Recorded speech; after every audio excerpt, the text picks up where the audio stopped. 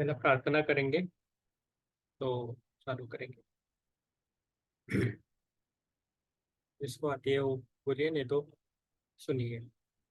गुरुर् sir. Brahma गुरुर्विष्णु गुरुर्विष्णु गुरुर्देवो गुरुर्देवो महेश्वरा ईश्वरा गुरुर्साक्षात् गुरुर्साक्षात् परब्रह्म गुरुदेव तस्मै श्री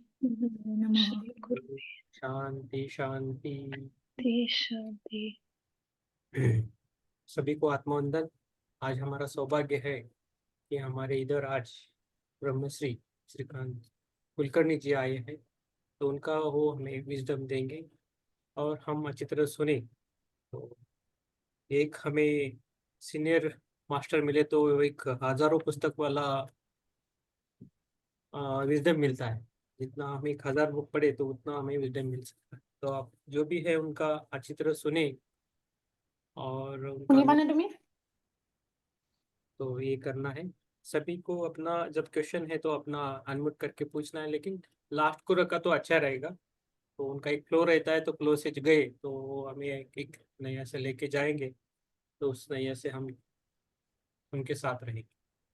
तो over to sir. Thank you sir once again. Thank you. Thank you Pritam ji और सभी मास्टर्स। Thank you sir. आत्मवंदन। आत्मवंदन सभी को।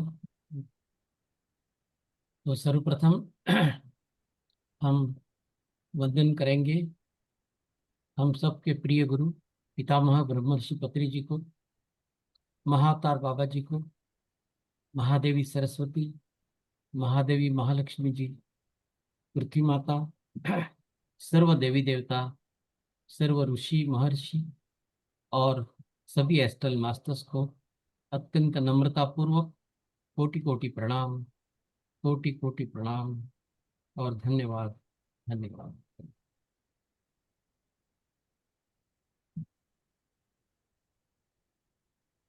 तो मास्टर्स, आज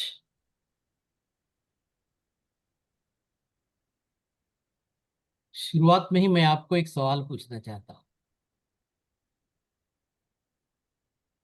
आप सब लोग जब ध्यान में आए तो ध्यान में आने का क्या कारण था? You don't have to answer me, सोचिए। और उसके बाद में अब तक भले ही जितना भी समय आपको हुआ होगा, क्या क्या फर्क आप में हुआ है? क्या आप महसूस कर रहे हैं उस बदलाव को, या कुछ भी नहीं हुआ है, या बहुत ज्यादा हुआ है, या थोड़ा थोड़ा हुआ है? जो कुछ भी है अपने आप के मन में सोचिए। और उसके बाद ये सोचिए कि आपको ध्यान में आने के पहले आपका अहंकार कितना था? क्या अब यह अहंकार थोड़ा कम हुआ है या बढ़ा है? या मैं ध्यान में आ गया इसलिए आध्यात्मिक अहंकार हो गया है? ये भी होता है। या मैं बहुत विनम्र बन गया हूं तो विनम्र बनने का भी अहंकार हो जाता है। जैसे पॉलिटिशियंस बात करते हैं तो कैसे बदलते हैं। इलेक्शन के समय आपके घर पे आएंगे तो देखिए कितने विनम्र हो जाते हैं। एक बार चुन के आ जाते हो और उनके ऑफिस में अगर आप किसी काम के लिए जाते हो तो रुकना पड़ता है घंटों तक, उसके बाद भी मिलते नहीं है, वापिस आना पड़ता है, चक्कर काटने पड़ते हैं। तो हम जैसे हमारा स्वभाव कैसे दिखाते हैं हम दुनिया को, अंदर से हम कैसे हैं, घर में कैसा बर्ताव करते हैं, सोसाइटी में, ऑफिस में, बिजनेस जगत में, अलग अलग हमारे चेहरे होते हैं। अगर आप रिटायर हो गए हो तो सोचिए जब आप ऑफिस में उस चेयर पे थे तो आपका ईगो कितना था, और अब रिटायर होने के बाद कोई पूछता नहीं तो अब ईगो कैसा है? अगर आप जवान हैं तो शादी के पहले आपका ईगो कैसा था, और विवाह के बाद कितना है? जरा सोचिए कैसे कैसे हमारे जीवन में बदलाव होते हैं, कभी बढ़ता है, कभी कम होता है, और उसके बाद में जीवन में क्या फर्क पड़ा है, इसे सोचिए। जी। ठीक है। अब ये सब बोलने की इच्छा, वजह क्या है? क्योंकि हमारे जीवन में जो कुछ भी सुख या दुख आता है, उससे हमारे अहंकार में फर्क पड़ता है, हमारे मन में फर्क पड़ता है। या तो हमारा मन आनंदी होता है या दुखी होता है ना? अलग अलग तरह से होता है। तो ये क्यों होता है? हमारा अहंभाव बदलते रहता है, ईगो बदलते रहता है। अगर एकदम से मुझे जॉब में है, डबल इंक्रीमेंट मिल गया, आहा, तो ऐसे चलने लगते हैं। प्रमोशन मिल गया तो अलग से चलने लगते, चलने में फर्क हो जाता है ना? तो ये जो है अहंकार, इसको समझना है हमें, जिसकी वजह से हमारे जीवन में फर्क होता है। हमारा जो एक दूसरे के साथ बर्ताव होता है उसमें फर्क होता है, हमारी रिलेशनशिप बदल जाती है। और कई बार जब रिलेशनशिप खराब हो जाती है तो हम सोचते हैं कि ऐसा क्यों हुआ, मैंने तो उसका कुछ बिगाड़ा नहीं, मैं तो सबसे अच्छा हूं। लेकिन क्यों वो ऐसे सोचते हैं? तो ये है मन। हमारे मन में हमेशा ऐसे विचार रहते हैं, कोई ना कोई विचार में हम ऐसे ही रहते हैं, और ज्यादा करके चिंता के मन में रहते हैं। कोई ना कोई चिंता लगी रहती है, छोटी बड़ी कुछ ना कुछ, और इसके पीछे होता है अहंकार। अब ये अहंकार कहाँ से आता है? सोचिए, कहाँ होता है हमारा अहंकार? अहंकार ये हमारे मन की प्रथम निर्मित है, और ये बचपन से ही हमारे अंदर होता है। और बचपन से हमारे माता पिता या जो कुछ आसपास होते हैं, वो हमारे अहंकार को बढ़ाते हैं, कोशिश करते हैं, और धीरे धीरे बढ़ने लगता है। अब इस अहंकार से कैसे निपटना है? यह अहंकार कहाँ होता है, इसका ज्ञान आज हम देखेंगे, उसके ऊपर चर्चा करेंगे। अब तो समझ लिया आपने कि अहंकार ये हमारे मन का हिस्सा है। लेकिन मन कहाँ होता है? कहाँ होता है हमारा मन? सोचिए। क्या किसी ने बताया आपको? कोई डॉक्टर बताता है, जैसे स्टेथोस्कोप लेके हमारे चेक करता है, तो मन चेक करने के लिए वो बता सकता है कि स्टेथोस्कोप लेके, हाँ हाँ यहाँ मन है तुम्हारा, कैसे हो रहा है मन? कोई नहीं बता सकता। मन होता है हमारे निचले तीनों चक्रों में। कहाँ होता है? हमारे जो 7 चक्र है, उसके अंदर निचले 3 चक्र जो है, मूलाधार चक्र, स्वादिष्ठान चक्र और मणिपुरी, इन तीनों चक्रों के आसपास घूमते रहता है हमारा मन हर समय। देखो, प्रथम चक्र में जो मन होता है, जहां है हमारा पृथ्वी तत्व, वहां कौन सा मन होता है? सहज मन। सहज ही कभी भी देखो वो मन वहीं पर होता है।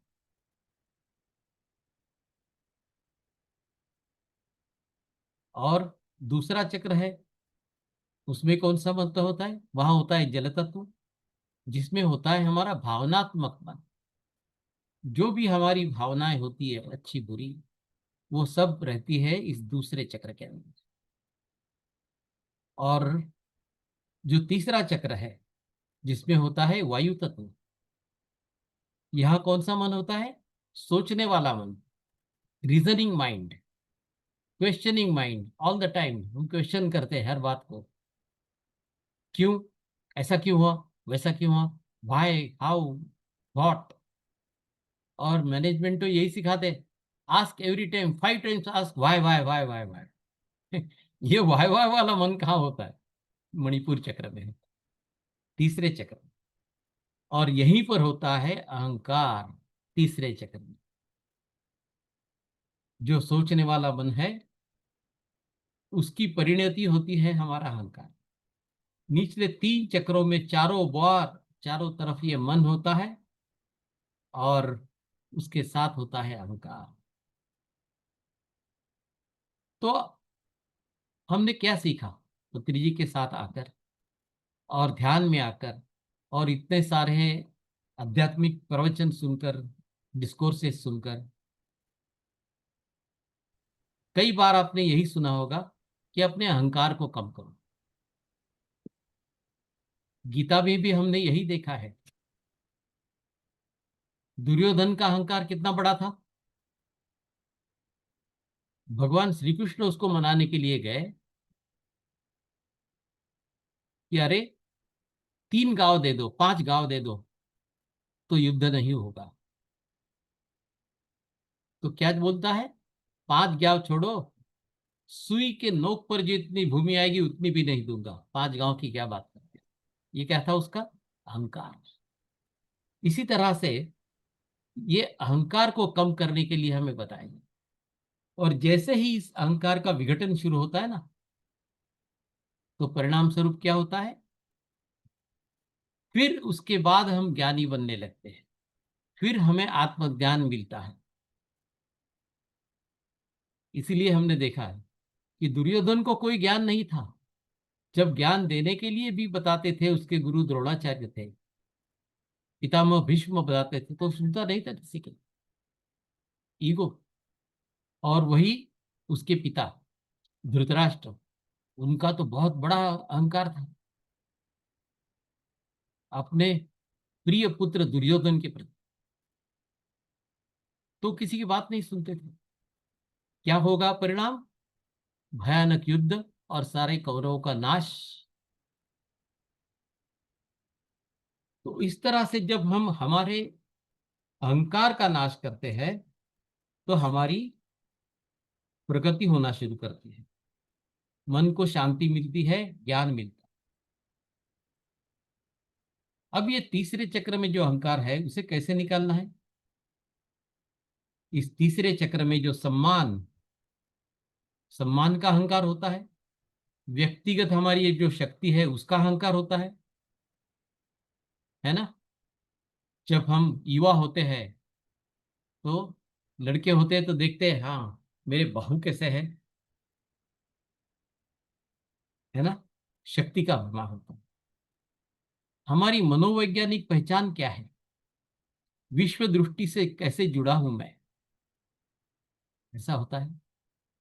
जैसे अमेरिकन सिटीजन है तो कैसा है, उसका बहुत बड़ा अहंकार होता है, आई एम अमेरिकन, किसी भी देश में जाओ कुछ भी करो, इस तरह का ये विश्व दृष्टि से अहंकार जुड़ा हो। और यही वह स्थान है जीवन का भ्रम उत्पन्न करने वाला, मणिपुर चक्र। और फिर हम उस भ्रम में जाते हैं और ज्ञान नहीं ले सकते। तो ये संकल्पना जो है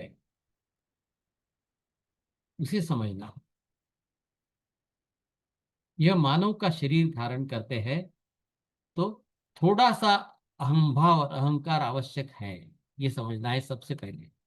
ऐसा नहीं कि अहंकार को हम जीरो कर दे, जीरो कर ही नहीं सकते, क्योंकि जब ये शरीर पाया है तो इस शरीर की पहचान क्या है, मेरा नाम।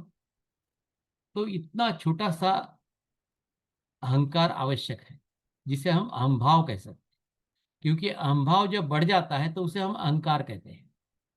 ठीक है।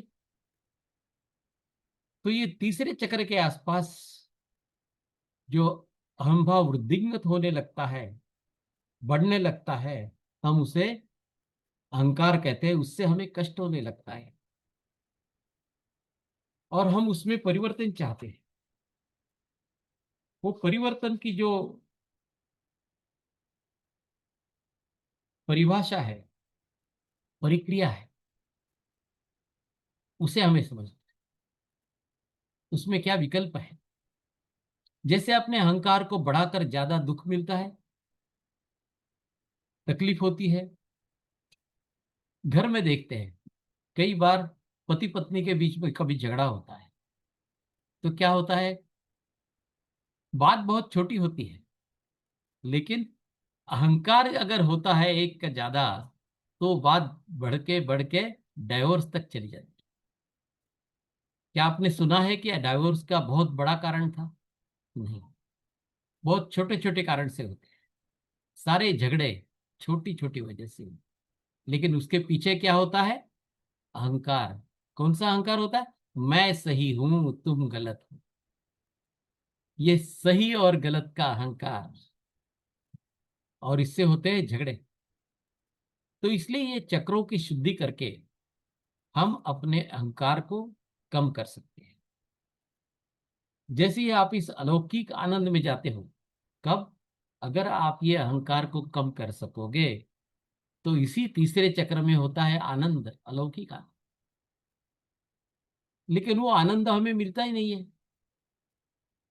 अगर आपको आनंद चाहिए तो अहंकार से अलग होना पड़ेगा, क्योंकि अहंकार और आनंद दोनों साथ साथ जा ही नहीं सकते। हाँ, फिर आप बोलोगे दुर्योधन कैसे आनंद में रहता था?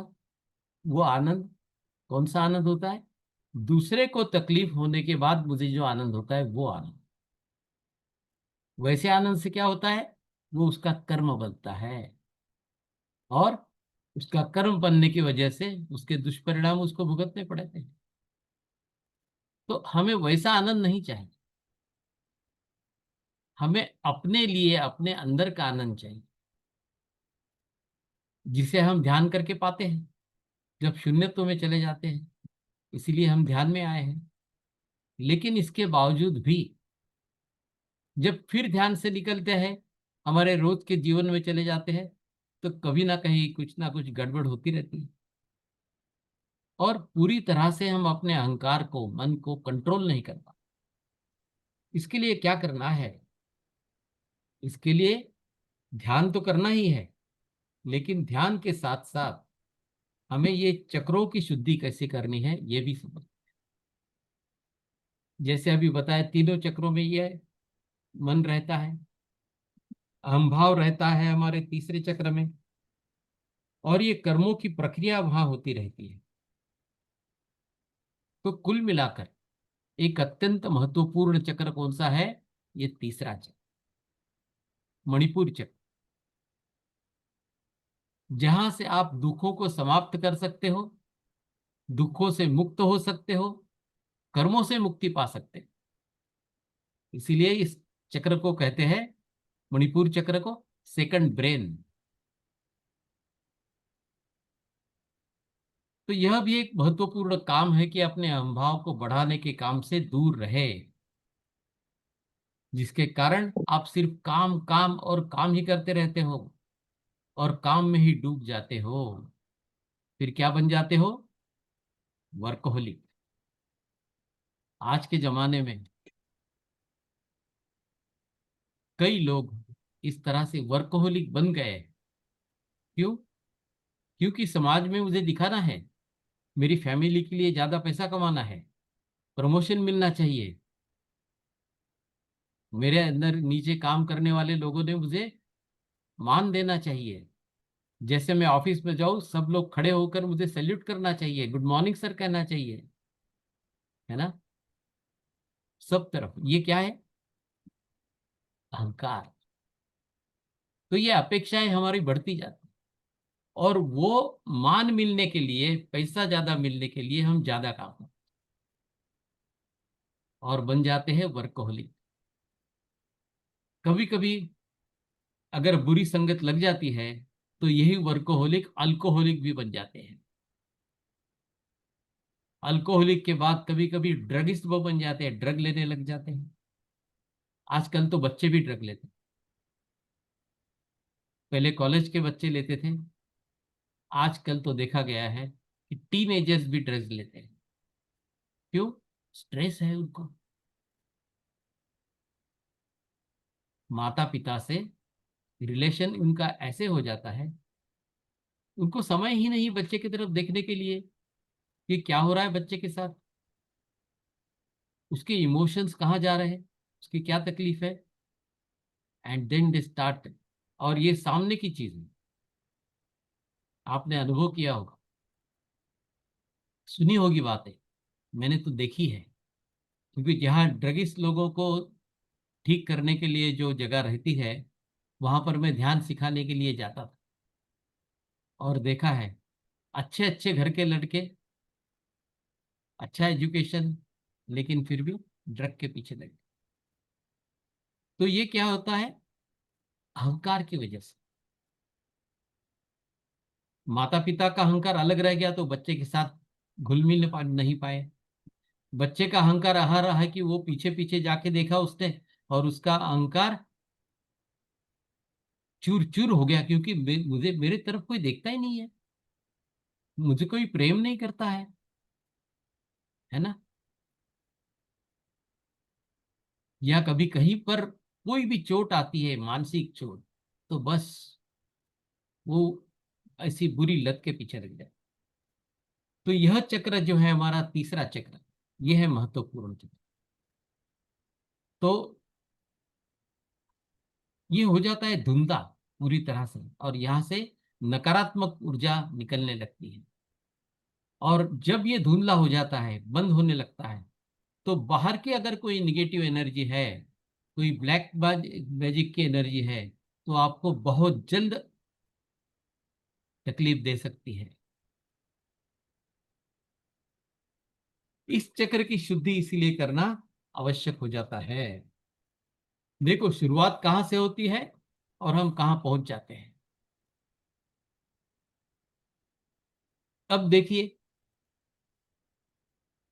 इस तरह से अगर कोई बुरी बात घटती है, तो हमने सुना है हिटलर के बारे में, क्या हुआ हिटलर का, उसका भी मणिपुर चक्र पूरी तरह से बंद हो चुका था, उसको कोई अंदर की आवाज सुनाई नहीं देती।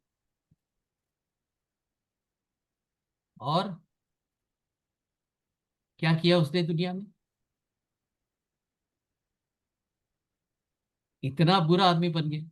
तो उसका नाश करने के लिए फिर वैसे भगवान भी आते हैं, जैसे भगवान शिव हैं, बुराई का नाश करते हैं, या दुर्गा माता, काली माता, ये सब बुराई का नाश करने के लिए आते हैं। लेकिन अब हमें समझना है कि ये बुराई में अच्छाई में क्या फर्क है, बुराई और अच्छाई में क्या फर्क है। जैसे समझ लीजिए रोग है कोई हमारे शरीर पर, समझ लीजिए कैंसर के जैसा कोई रोग आ गया। आजकल तो कैंसर ठीक हो जाता है, लेकिन पुराने जमाने में वो ठीक होता ही नहीं ऐसे समझा जाता। लेकिन आज भी जब ठीक होता है, 2-3 साल के बाद फिर रिलैप्स हो जाता, फिर 2-3 साल के बाद फिर रिलैप्स हो जाता, और जब तीसरी बार रिलैप्स हो जाता है, तो सारे डॉक्टर्स हाथ ऊपर कर देते हैं, कहते हैं you have got 2 months time. तो उसके बारे में क्या कहा जाता है, उसके बारे में फर्क है। देखिए हम देखते हैं उसकी तरफ एक बुरी चीज, कैंसर या कोई रोग या कोई व्यक्ति हमें तकलीफ देने वाला, बुराई की तरफ हमारा देखने का तरीका होता है, हमारा दृष्टिकोण होता है ये बुराई है। बचपन से हमें यही सिखाया गया है, हमारा अनुभव यही होता है। और उससे क्या होता है, हमारा ईगो बढ़ता है, हम जंग करते हैं उस बुराई के अगेंस्ट, हम फाइट करेंगे कैंसर के अगेंस्ट, या आतंकवाद के अगेंस्ट, या शत्रु के विरुद्ध। ये क्या हो गया, फिर से अहंकार आ गया। लेकिन आध्यात्मिकता में क्या कहा गया है, देवी देवता इसकी तरफ कैसे देखते हैं। देवी देवता देखते हैं बुराई की तरफ और अच्छाई की तरफ एक ही तरह से। जैसे भगवान कृष्ण ने कौरवों की तरफ और पांडवों की तरफ एक ही नजर से देखा। जब युद्ध के लिए कौरव भी उनसे मदद मांगने गए, तो उनको भी अपनी पूरी नारायणी सेना दे दी, ये नहीं कहा कि तुमने मेरा अपमान किया था या तुम अहंकारी हो तो मैं तुम्हें कुछ नहीं दूंगा। नहीं, वो बुरा है, वो उसका अनुभव ले रहा है बुराई का। जो अच्छा है वो अनुभव ले रहा है अच्छाई का। तो इसीलिए अगर हम अपना नजरिया बदलते हैं बुराई की तरफ देखने का, इसका मतलब ये नहीं कि आप बुराई को निकालना नहीं है, बुराई से दूर होना है, बुराई से निकालना है, लेकिन नजरिया अलग रखें। तो अगर शरीर में ये कैंसर है तो उसे बुरा समझकर don't create a hatred in your mind against your cancer और the person who is troubling you. Office में तकलीफ देने वाली व्यक्ति, घर में तकलीफ देने वाली, उसके अगेंस्ट एनिमिटी की भावना नहीं रखें। वो जो कर्म करता है वो बुरा है, वो व्यक्ति बुरा नहीं है। वो ऐसा क्यों कर रहा है?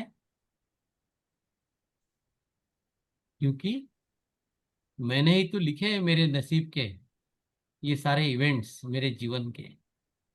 मैंने तो कहा है उसको ऐसे डायलॉग लिख के कि ऐसे बोलो, मुझे इस कर्म को समाप्त करना है, इससे मुझे सीखना है।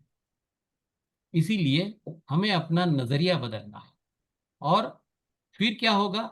अगर हम नजरिया बदलेंगे तो हमारे शरीर में संतुलन रहेगा। नहीं तो हमारे शरीर में वो क्रोध और बाकी सारे शरीर की भावनाएं बढ़ती जाएगी, जिससे क्या होगा? हमारे शरीर में तकलीफ पैदा हो। इसलिए हम संतुलन रखना है। वो संतुलन तभी आएगा जब हम अपने ईगो को बढ़ने नहीं देंगे। यहां भी मैं, मुझे तकलीफ दे रहा है, ये ईगो बढ़ रहा है।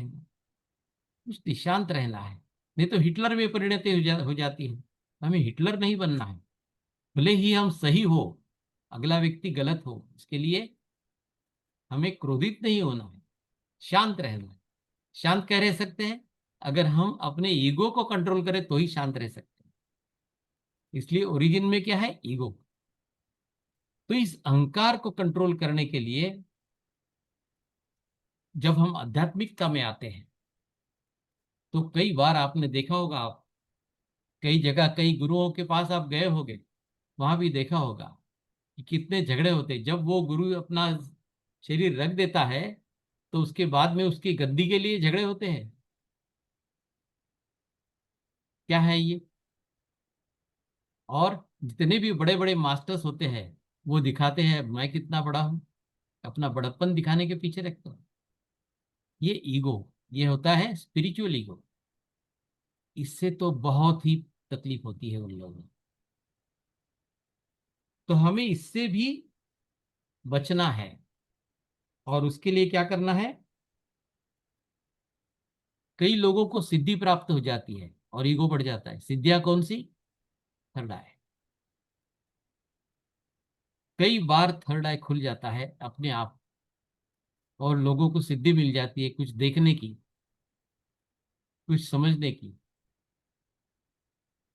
तो वो देखिए, ठीक है, अच्छी बात है, लेकिन उसकी वजह से अपने अंदर अहंकार नहीं लाने का। तो ऐसी जब सिद्धियां यानी साइकिक पावर आ जाती है, सिद्धि और कुछ नहीं है, this is just psychic power. तो उसकी वजह से अहंकार नहीं लाना और अपने आप की शरण में जाना। तो फिर अहंकार धीरे धीरे गलने लगता है। उसको निकालने के लिए क्या करना है? उससे झगड़ा नहीं करना है, अहंकार को गले लगाना है। Give love to that. उसका जवाब है प्रेम। उसके झिटकारना नहीं है कि अरे ये कितना अहंकारी है। अगर दूसरी व्यक्ति बहुत ज्यादा अहंकारी है तो उससे आप झगड़ा करोगे तो क्या होगा? झगड़ा बढ़ते जाएगा, उसका अहंकार कम नहीं होगा। उस अहंकारी व्यक्ति से अगर आप प्रेम से बात करो, अरे हाँ हाँ तुम बड़े हो भैया, बहुत मैं मानता हूं तुमको, तुम मुझसे ज्यादा ज्ञानी हो, अभी आप जैसे बताओगे वैसे ही भी करोगे, मेरी समझ में आ गया है। प्रेम से बात करो उससे ना, धीरे धीरे फिर क्या होगा, उसका अहंकार बैठते जाएगा। You don't challenge his ego. Challenge करोगे तो बहुत बड़ा झगड़ा हो जाएगा, क्योंकि वो झगड़ा किस में होता है, मेरा अहंकार और उसका अहंकार। तो फिर अहंकार खत्म नहीं होगा। इसीलिए अहंकार को खत्म करने के लिए प्रेम महत्वपूर्ण। क्या है, क्या महत्वपूर्ण है? मुझे शांति का जीवन चाहिए, मुझे सुख चाहिए, मुझे आनंद चाहिए। तो उसका रूट कॉज जो हमें ढूंढना है हमने, कि अहंकार है, तो उस अहंकार के साथ में अलग से डील करना है, शांति से प्रेम से डील करना है। जो आपको चाहिए, चाहिए क्या, मुझे शांति चाहिए, प्रेम चाहिए, आनंद चाहिए। और फिर जो चाहिए उसके लिए हम क्या यूज करते हैं, तलवार यूज करेंगे तो कैसी शांति मिलेगी? उस व्यक्ति के साथ में झगड़ा करेंगे तो कैसे शांति मिलेगी? इसलिए उसके लिए शांति से पेश आओ, आनंद से पेश आओ। उसको मान लो, अरे तू बड़ा है, क्या फर्क पड़ जाता है उसको बड़ा कहने में। अगर पति पत्नी में झगड़ा हो और उसके अंदर एक अगर नहीं मानता है, तो क्या होना है, डाइवोर्स ही होना है। ऑफिस में भी कई लोग झगड़े होते हैं तो उस एम्प्लॉय को निकाल दिया जाता है। क्यों? तो ये इस तरह से हमें समझना है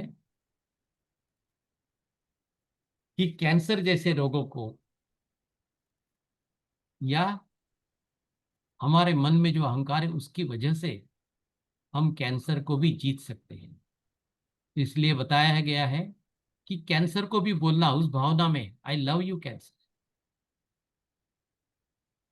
आप मेरे शरीर पर आए हो मुझे कुछ सिखाने के लिए। इसीलिए रामकृष्ण परमहंस के ऊपर कैंसर था। ये कैंसर से होता क्या है, ये दूसरे रोग से भी, शरीर में वेदना जरूर होती है, लेकिन हमें अपने मन को संभालना है। तो रामकृष्ण परमहंस को भी वेदना होती थी, लेकिन उनका मन कैसे रहता था, प्रसन्न रहता था। हमेशा माता काली के साथ रहते थे, प्रसन्नता में। उन्होंने कभी माता काली को ये नहीं कहा कि माता में इस कैंसर को मिटा दो, वो कह सकते थे। कई बार उनको किसी ने क्वेश्चन किया कि आप इतना काली माता के साथ रहते हो तो फिर कैंसर क्यों रखते हो, तो वो हंस देते थे। उन्होंने क्या बताया एक शिष्य को, इस कैंसर को तो मैंने पाला है अपने शरीर में, अब मैं इससे प्रेम करने लग गया, उसको कैसे निकालूं? बोलो, this is what we have to. अगर आप उससे भी प्रेम करोगे तो आपको तकलीफ नहीं होगी। ये फर्क होता है। और फिर आपका ईगो नहीं बढ़ेगा। ये क्या हो गया, आत्मसमर्पण। और फिर आप आनंद में आ सकते हैं। वरना अगर रामकृष्ण परमहंस कैंसर हो गया, कैंसर हो गया करते रहते तो क्या वो आनंद में आ सकते थे? खत्म बात। फिर इतने बड़े महात्मा बन ही नहीं पाते थे। तो सवाल क्या है, और ये अहंकार कहां से आता है, बचपन से हमारे अंदर आता है। और इसकी प्रक्रिया जैसे जैसे हम युवा बनते हैं तो बढ़ते जाते हैं। तो अहंकार जो शुरू होता है उससे बचने की कोशिश कर। तो सिर्फ चक्रों की शुद्धि करना यही अहंकार निकालने का तरीका है, ऐसा नहीं। जो लोग भक्ति मार्ग में हैं, हमेशा प्रवचन सुनते हैं, भजन करते हैं, श्रद्धा से नाम जप करते हैं, लेकिन श्रद्धा से करते हैं, तो उन लोगों का भी जो अहंकार है वो कम होने लगता है। क्योंकि श्रद्धा में क्या कहते हैं, हे भगवान तू मेरे से बड़ा है। वो भगवान की शरण में जाते हैं। जैसे तुकाराम महाराज, उनके अभंग देखो, या ज्ञानेश्वर महाराज के अभंग देखो आप, किसी भी संत के बारे में देखो आप, वो क्या है, वो भगवान की शरण में चले गए। या रामदास स्वामी का जो है दासबोध उसको पढ़िए। तो जितने भी लोग ये दासबोध पढ़ने वाले हैं, ज्ञानेश्वरी का पठन और ज्ञानेश्वरी सुनने वाले हैं, गीता का पठन और गीता के प्रवचन सुनने वाले हैं, उनके अंदर पुराने जमाने में ये जो लोग थे, उनमें ये अहंकार ज्यादा नहीं था। वो शरण में जाते थे, भगवान की शरण में, उस संत की शरण में चले जाते थे। तो कहाँ अहंकार समाप्त, लुप्त हो गया। ये जो वारकरी है हमारे, इनका कोई व्हाट्सएप ग्रुप नहीं है, ना कोई ईमेल एड्रेस है किसी के पास। उस जमाने से जब तो फोन भी नहीं था, उस जमाने से चलते आ रहा है। बराबर एक ही समय पर हर गांव से निकलते हैं, एक ही समय पर एक ही साथ हजारों लाखों वारकरी पंढरपुर जाते हैं। कभी समय में गलती चेंज नहीं हुआ, भले बारिश हो, धूप हो या कुछ भी हो। आनंदी से निकली है वारी, पंढरपुर जाती है। क्यों? समर्पण की भाव है। आप देखो किसी वारकरी के अंदर समर्पण है, इसलिए तो ऐसे चल कर जाता है आनंदी से पंढरपुर पंढरपुर तक। या कई लोग उपवास करते हैं, कोई गुरुवार का उपवास करता है, कोई मंगलवार का करता है, कोई शनिवार का करता है। लेकिन अगर वह व्यक्ति करना है इसलिए करता है, तो वो उपवास के दिन चिड़चिड़ा करता है, घर के अंदर झंझट करेगा। अरे मेरी खिचड़ी क्यों नहीं बनाई, अरे जल्दी करो, मुझे डब्बे में वो लेके जाओ, मेरा उपवास है। उसका बाउंडर बना देता है उपवास, उपवास का। मेरा उपवास है, मेरा उपवास है। और ऐसा कर करके क्या करता है, ज्यादा ही खा लेता है, फिर तकलीफ होती है। तो उपवास के समय आपको ये आध्यात्मिक जो है ना ईगो, वो बढ़ा दिया उसने उपवास की वजह से। इसी तरह से उसी उपवास को वो अगर सरेंडर भाव में रहेगा तो उसका फायदा हो। इसी तरह से हमें अपने ईगो को बढ़ाने के लिए ऐसे कई तरीके हैं, और ईगो को कम करने के लिए भी कई तरीके हैं। अगर इसका हम उपयोग करेंगे तो हमारा जीवन आनंददायक, सुखमय ऐसा ही रहेगा। अब देखिए, ये ईगो हमारा कहाँ पर है, मणिपुर चक्र में। और आपको पता नहीं होगा कि जो हार्ट अटैक आते हैं, क्यों आते हैं, कैसे आते हैं, समझ लीजिए। हमारी अधिकांश भावनाएं कहाँ होती है, मणिपुर चक्र के अंदर। वहां विचार आते हैं, क्योंकि वहां पर माइंड कौन सा है, हमका अहंकार का मन है, विचार करने वाला मन है, क्वेश्चन करने वाला मन है। तो झगड़े जहां होते हैं वहीं पर गड़बड़ होती है। और निचले दो चक्र है, वहां की जो भावनाएं होती है वो व्यक्त कहाँ होती है, मणिपुर चक्र में।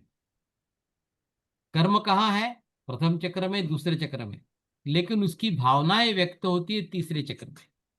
तो तीसरा चक्र क्या बन गया, एक अखाड़ा बन जाता है, कुश्ती का अखाड़ा, जिसमें तीनों चक्रों के कर्म तीसरे चक्र में आकर शुरू हो जाते हैं।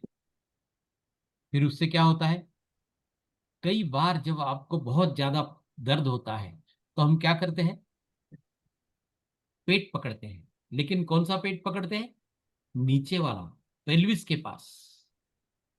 बहुत ज्यादा दर्द होता है तो कहाँ पकड़ते हैं, नीचे वाला पेट। तो हम क्या कोशिश करते हैं, पेट पकड़ के वहां जो भावनाएं है सेकंड चक्र में, वहां पर हाथ देते हैं। वहां की ऊर्जा को जाना नहीं चाहिए, इसलिए हम वहां हाथ देते हैं। और पेल्विस में, यानी पेट का निचला भाग जो है, वहां पर हाथ देते हैं। देखो बहुत ज्यादा दर्द होता है तो याद करो, बच्चे हो, बड़े हो, कोई भी हो, वहीं पर हाथ पकड़ दो। और ये समझना है हमें कि इस तरह की विरोधी भावनाओं में रह रहे के अगर हमने ये किया है, तो उसका ये परिणाम है कि मेरा पेट बहुत दर्द कर रहा है। फिर उसका कारण ज्यादा खाना भी हो सकता है, खराब खाना भी हो सकता है, उसकी आदतें होती है हमारी जिस तरह से खाना खाते हैं, या चिंता करना भी हो सकता है, कई कारण हो सकते हैं। लेकिन उसमें होता है क्या है, वहां पर विचार कौन से पैदा होते हैं, सही गलत के। फिर हम सोचते क्या है, क्या गलत किया मैंने, इतना पेट क्यों दर्द हो रहा है। वो डॉक्टर यही पूछता क्या खा लिया तुमने। सवाल क्या है, सही गलत। तो ये सही गलत में फंस जाते हैं। अगर सफल होते हैं, कभी विफल होते हैं। कोई चीज पवित्र है या अपवित्र है, बस इसी के अंदर फंस जाते हैं। और हमारा नजरिया जो बन जाता है यही शंकाओं का, तो पेट में दर्द होने लगता है, निर्णय लेने में कठिनाई होती है, और इसका असर होता है, अल्सर हो जाता है। तो आपने देखा है, सिर्फ दारू पीने वालों को ही अल्सर होता है ऐसा नहीं है। बहुत ज्यादा चिंता करने वाले जो लोग होते हैं, बहुत ज्यादा वर्कोहोलिक जो लोग होते हैं, उनको अल्सर होता है, उनको भी अल्सर होता है। इसीलिए मणिपुर चक्र को संभालना है।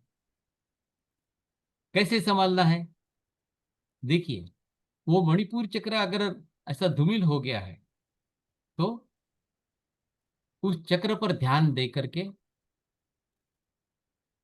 उसकी शुद्धि करनी है। वो बाद में मैं सिखाऊंगा आपको कैसे करना है उसको। लेकिन इस चक्र में जो ऊर्जा है उसको बढ़ा के उसकी शुद्धि करनी है। क्या होता है, जब इसमें ज्यादा तकलीफ होती है तो धीरे धीरे इसका इफेक्ट होता है हमारे हृदय पर। और ज्यादा से ज्यादा हार्ट अटैक जो आए हैं, तो हार्ट अटैक का कारण क्या होता है, पहले उस व्यक्ति को आप अगर जांच करो तो 99% of heart attacks have come because of problem in the stomach. उसको पहले स्टमक में दर्द होने लगता है लेकिन वो ध्यान नहीं देता, और उसका इफेक्ट होता है हार्ट अटैक। उस हृदय को बचाने के लिए हमारे ये मणिपुर चक्र उसे दबाने की कोशिश करता है, उसको सहन करता है। क्योंकि हार्ट क्या है, बहुत ही नाजुक है, लेकिन पेट में ज्यादा ताकत है। इसलिए ये पेट बहुत प्रयास करता है कि ये सारे दुखों को, सभी तकलीफों को सह ले, उधर उसको ऊपर ना जाने दे। इसलिए मणिपुर चक्र में और पेट की तकलीफों को नजरअंदाज नहीं करना है। जो तनाव होता है मणिपुर चक्र में दिखाई देता है पहले, तो इसलिए तनाव से दूर रहना है, घृणा से दूर रहना है। घृणा कहाँ उठती है, फिर हमारे हृदय में उठती है। क्रोध कहाँ होता है, सिर में होता है, गर्म हो जाता है सिर हमारा, क्रोधी हो जाते हैं तो सारे दर्द। लेकिन उसका अनुभव कहाँ होता है, क्रोध सिर में होता है लेकिन अनुभव कहाँ, पेट में करते हैं। या कभी बहुत बड़ा डर लगता है, अचानक आपके सामने कभी कोई आ गया, बंदूक लेकर खड़ा है, सर पे रख दिया, तो क्या होता है, एकदम से पेट में ऐसा होता है, अचानक। तो ऐसा है ये मणिपुर चक्र, जिसमें ये सारे अवयव तकलीफ में आ जाते हैं। तो इस तीसरे चक्र के तरफ ध्यान देकर हमें अपने आप को बचाना है, हमारे अहंकार को बचाना है, अहंकार को ठीक करना है। लेकिन इसी चक्र में अगर हम ध्यान देते हैं तो हम शरण में भी जा सकते हैं ना।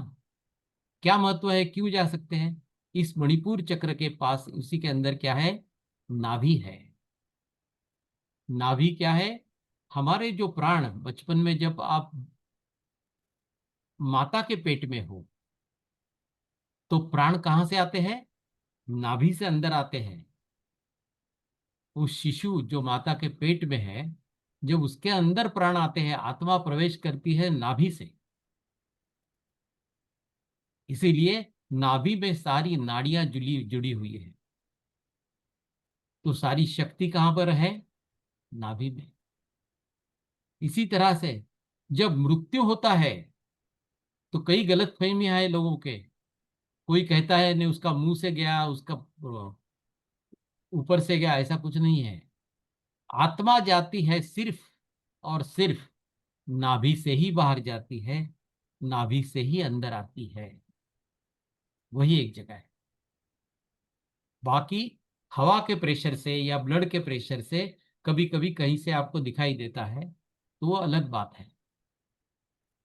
क्योंकि हमारे द्वार तो काफी है शरीर के, 9 द्वार है, तो किसी भी द्वार से वो प्रेशर, हवा का प्रेशर दिखता है, जाता है, लोग कहते हैं कि यहां से प्राण गए, नहीं। ठीक है, तो इसीलिए इस नाभि के तरफ और मणिपुर चक्र की तरफ ध्यान हमें देना है। इसलिए तीसरे चक्र को खोलने के लिए बहुत सारा काम करना है, तो हम अपने हृदय को बचा पाएंगे। और इसके लिए होप देते हैं, देखो आशा हम करते हैं, आशा देते हैं। आशा कहाँ रहती है? Where are the hopes?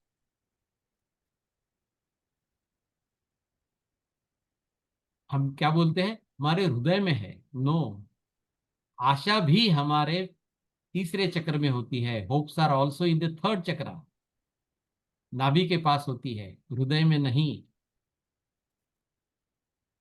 तो ऐसी गहराई की बातें जानने के बाद आपको अभी महत्व उसका समझ में आ गया है। और इसे अगर ठीक रखना तो क्या करना है? अच्छा भोजन, सात्विक भोजन, और थोड़ा पेट खाली रखना है। पेट भर के कभी भी खाना नहीं है। कोई भी अच्छी चीज लगे तो ज्यादा खा लिया, अच्छी है इसलिए, ये गलत काम नहीं करना है। और मृदु संगीत सुनना है ताकि हमारा मूड अच्छा रहे। प्रकृति के साथ नृत्य करना है। प्रकृति के जहां जाता है, जहां वृक्ष है, उसके नीचे बैठना है, वृक्षों को आलिंगन देना है, वृक्ष की ऊर्जा लेना है। तो क्या होता है? हमारा मन जो है, मूड अच्छा होता है, आनंद मिलता है, और फिर ये चक्र धीरे धीरे खुलने लगता है। और ये चक्र जुड़ा है हमारे आज्ञा चक्र के साथ। समझ लीजिए, जिसका भी आज्ञा चक्र खुला है उसको बहुत केयरफुल रहना चाहिए, क्योंकि वो आज्ञा चक्र कहाँ से जुड़ा है? ये तीसरे चक्र के साथ। तो जब उसके तीसरे चक्र के विचार गड़बड़ होते हैं, तो फिर उसके यहां भी गड़बड़ होना शुरू हो जाती है। तो आज्ञा चक्र में जो भी दिखता है is affected by what is happening in your third चक्र। इसलिए सबसे पहले हमें निचले 3 चक्रों को शुद्ध करना है, हमारे कर्मों से मुक्त होना है। इसीलिए पत्री जी ने कहा था कि आप सांस की तरफ ध्यान देके ध्यान करो। पुराने जमाने के कई गुरु हैं जो बताते हैं कि आप यहां पर ध्यान दो, सांस की तरफ ध्यान देने की आवश्यकता नहीं। कई गुरु है वो कहते हैं आप हृदय की तरफ ध्यान दो। कोई ऐसे भी है जो कहते हैं सहस्त्रार चक्र की तरफ ध्यान दो। अब समझ में आया आपकी क्यों हम सांस की तरफ ध्यान देते हैं? क्योंकि हमारे कर्म है वो अगर वैसे के वैसे रह जाते हैं निचले तीनों चक्रों में, तो फिर ये ऊपर के तीनों चक्रों के पीछे लगने से क्या फायदा? हाँ, इसका मतलब वो गुरु गलत है ऐसा नहीं। उन्होंने ये कहा जब कलयुग की शुरुआत थी, और कलयुग की शुरुआत में सारे मानव बहुत ज्यादा तकलीफ में थे। तो उस समय अगर वो कहते थे आपको कि आप आपके मणिपुर चक्र में ध्यान दो या मूलाधार चक्र पर ध्यान दो, तो वो दे ही नहीं पाते थे, इतनी ज्यादा तकलीफ में थे मानव। तो जल्दी से जल्दी उनको ऊर्जा मिलना या आनंद मिलना कब होता था? अगर आप यहाँ ध्यान दे तो बहुत जल्दी ध्यान लग जाता है, ऊर्जा मिलने लगती है। इसलिए ये ऊपर के जो 3 चक्र हमारे हैं, हार्ट चक्र, विशुद्धि चक्र और थर्ड आई, आज्ञा चक्र, इसके ऊपर ध्यान देते हो तो बहुत जल्दी ध्यान लगता है, बहुत जल्दी ऊर्जा मिलने लगती है। तो वो गुरु गलत थे ऐसा नहीं, वो समय की वजह से उन्होंने मानवता को योगदान दिया। लेकिन आज क्या बात है? आज हम कलयुग की समाप्ति की तरफ हैं, आखिरी चरण में, और हमारे काफी कर्म जमा हो गए हैं। हम सबके 60 से 100 से ज्यादा जन्म हो गए हैं, और सारे के सारे दुखी है, बहुत ज्यादा दुखी। और उससे कैसे मुक्त होगे? कर्मों से मुक्त होगे तो ही ना। इसीलिए कई देवी देवता आए हैं। माता सरस्वती, माता महालक्ष्मी जी यहाँ अवतरित हुई है। काफी देव भी आए हैं। आपने देखा होगा तिरुपति बालाजी, सभी लोग जानते हैं बालाजी की तरफ जाते हैं तो सब कुछ मिल जाता है। ऐसे कई देवी देवता है, कई महादेव के मंदिर है, जागृत मंदिर है, बालाजी के मंदिर है, अ, हनुमान के मंदिर है, राम के मंदिर है, जहां पर जागृत स्थान है, देवियों के मंदिर है ना। वहां जाते हैं तो लोगों को अनुभव होता है जागृति का, और उनकी मन्नतें पूरी हो जाती है। इसका मतलब यही है कि हमें श्रद्धा पूर्ण जो भी काम करना है, डिवोशन करके, सरेंडर करके करना है। तो सरेंडर करके जब हम करेंगे तो क्या होगा? ईगो अपने आप कम हो जाएगा जी, है ना। हम सरेंडर किसको करते हैं? जो हमसे ज्यादा शक्तिशाली है उसी को करते हैं ना। अपने गुरु के सरेंडर में करो। इसीलिए पत्री जी क्या कहते? Surrender to your breath, breath is your guru. इसलिए जब आप ध्यान करते हो तो पूरी तरह से इन सांसों को सरेंडर करके अगर ध्यान करते हो तो जल्दी ध्यान लग जाता है, अच्छा ध्यान होता है, और पूरी तरह से एक हो जाते हैं हम अपनी आत्मा के साथ। सब कुछ ठीक होने लगता है। तो ये है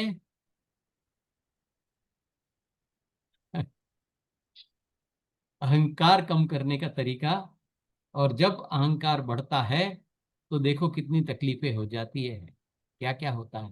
पूरा जीवन खत्म हो जाता है, शरीर खत्म हो जाता है, हार्ट अटैक तक आने लगता है, कुछ भी हो सकता है। यहीं पर मैं रुकता हूँ दोस्तों। शायद काफी समय ले लिया मैंने। कहने के लिए तो मेरे पास और भी है, पूरा दिन भी बात करते रहूं तो भी ये अहंकार का विषय समाप्त नहीं होगा। बहुत कुछ है। यस, ऐसा लगा कि बचपन में गुरु जी सिखाते वैसा हम सब सीख रहे हैं आपसे चक्रा के बारे में। बहुत अच्छा बताया सर आपने, और तीनों चक्रों का इम्पोर्टेंस आपने बताया, और उस पर काम होना जरूरी है ऐसा लग रहा है हमारे ग्रुप में। बहुत अच्छा सर। किसी को पूछना है तो सर से पूछ सकते हो, अपना अनम्यूट करके एक 5 मिनट्स। और उसके बाद सर ध्यान लेंगे। ध्यान होने के बाद क्वेश्चन नहीं पूछना है, खाली आपको कैसा लगा वो बोल सकते हो और अनुभव बोल सकते हो, नहीं तो उसी ऊर्जा में आप रह सकते हो। बाद में एक अभी 5 मिनट्स है, आपको कुछ पूछना है तो पूछ सकते हो। एग्जैक्टली 10 o'clock मेडिटेशन शुरू होगा हमारा। और जो नए हैं तो उनको इंट्रोड्यूस करना है खुद को। सूरज गणवीर मुझे पता है वास्को से है, अनिल कुमार जी वास्को से है, मयूरी जी का पिछली बार उन्होंने मयूरी जी आप, पिछले हाँ लास्ट टाइम आए थे था। हाँ हाँ शायद एक लास्ट टाइम आए थे मैं। यस, मयूरी जी पता है। कन्हैयालाल जी भी है और शिवानंद जी भी है। यस, ध्यान रखिए कि आप जब अनम्यूट कर रहे हो तो आप प्रश्न के लिए पूछ ये कीजिए, बाद में नहीं तो बंद करके रखिए। बाकी सब है। यस, किसी को कुछ पूछना है बोल सकते हैं। यस, यस मनीष सर आप पूछ सकते हो। सर आत्मवंदन सर मोहम्मद प्रणाम जी। सर। प्रणाम सर प्रणाम। प्रणाम। प्रणाम कुलवनी जी। सर आप एक अच्छा बात बोला कि सोल एंटर कर रहा है नाभाल पंच से। पर सर हमारा एक रॉन्ग परसेप्शन था कि जो जब डेथ होता है, जो निर्गुण स्टेज में पहुंच जाता है, कि शुद्ध सत्व स्टेज में पहुंच जाता है, वो जी सहस्र थ्रू सहस्र उसका सोल निकल जाता है। सर ये एक्चुअली वही सर वो थोड़ा ब्रीफ करके समझा दीजिए। कैसे जब जाता है, सोल चला जाता है, नाभाल पॉइंट से कैसे चला जाता देखिए, हमारा शरीर जब बनता है है सर? वो कहाँ से बनता है? सारी नाड़ियां कहाँ पर है? Centre, which is the centre of the body. नाभि है ना, नाभि है, या नाभि है। राइट और वहीं से सारा शरीर बनना शुरू होता है, राइट सारे नर्व्स वहीं पर इकट्ठा हुए हैं। राइट। जाहिर है, आप यस मेडिकल पॉइंट से भी अगर सोचते हो तो वही राइट पॉइंट है। राइट। और यही यही बताया है माता महालक्ष्मी जी ने इस किताब में, ए थाउजेंड सीड्स ऑफ जॉय के अंदर में भी, कि ये बात, हमारा जो आत्मा की एंट्री होती है हमारे शरीर में, तो वो नाभि के द्वारा होती है। और जब मृत्यु होता है तब भी आत्मा नाभि से ही बाहर निकलता है, because that is the centre of your body. और आप देखोगे, जब एस्ट्रल ट्रैवल होता है, आपकी हर रोज एस्ट्रल बॉडी बाहर निकलती है, तो राइट। वो एस्ट्रल बॉडी भी सिल्वर कॉर्ड से हमारे नाभि से जुड़ी रहती है ना। या so everything is connected through this centre. Okay. Understand. ठीक है sir, thank you sir, thank you. Thank you. और किसी को कुछ पूछना है तो पूछ सकते हो। यस। आप अपना अनम्यूट करके पूछे, अभी हमारे इधर लैपटॉप से थोड़ा लाइट गया था इसलिए डिस्कनेक्ट हुआ है। मैं मोबाइल से थ्रू बात कर रहा हूँ, एक थोड़ी देर में भी हम। हाँ मयूरी जी बोलिए। सर लेकिन ऐसा बोला जाता है ना कि जो सिद्ध पुरुष होते हैं उनका जब वो मतलब बॉडीज छोड़ते हैं तो उनका सोल उनके ब्रह्मरंध्र सहस्रार चक्र से निकलता है, या फिर जो बहुत ही मतलब लोअर डायमेंशन में जाने वाले हैं तो उनका मूलाधार से निकलता है ना। ये पता नहीं बोलने की मतलब। बातें हैं, क्योंकि ये लॉजिक उसके पीछे लगा दिया उन्होंने कि ये महात्मा है इसलिए उसका सहस्रार चक्र से निकला। वैसा नहीं है। जो महात्मा होता है, तो उसके हम्म। पास वो विद्या होती है। वो क्या करते हैं, ध्यान में बैठकर अपनी सांसों को रोककर इस शरीर को छोड़ते हैं। तो शरीर किसी का भी हो, शरीर का जो नियम है, निसर्ग का नियम है, वो सबके लिए एक ही है। और ये इस किताब में कहा है माता महालक्ष्मी ने क्लियर कट, कि हम्म। हर शरीर में जब ये शरीर ले लिया, तो फिर भगवान राम ने भी शरीर लिया था, सीता ने भी लिया था, सबके लिए वही रूल थे ना। उन्होंने भी दुख झेले, है ना। हम्म। तो यहाँ के जो पृथ्वी के रूल है या शरीर के जो भी रूल है, वो सबके लिए एक ही है। तो यही कहा है माता महालक्ष्मी ने, कि जब बच्चा पेट में है और जब हम कहते हैं उसके अंदर आत्मा आ गई, प्राण आ गई, ऐसे जब बोलते हैं, तो वो आता है एंट्री मणिपुर अपना नाभि से। और जब हम्म। जाते हैं तो भी नाभि से। ये क्लियर कट शब्दों में कहा है माता महालक्ष्मी जी ने, वेरी क्लियर अच्छा। कट, अच्छा। Absolutely no ambiguity about it. Okay okay. ठीक है, So that thank you is the sir. basis. What I am telling you is all from Thousand Seeds of Joy. Yes yes. Yes, ठीक है, thank you sir. thank you.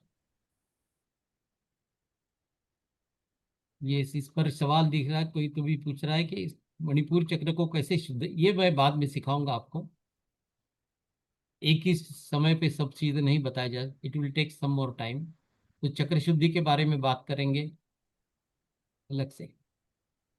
Yes sir.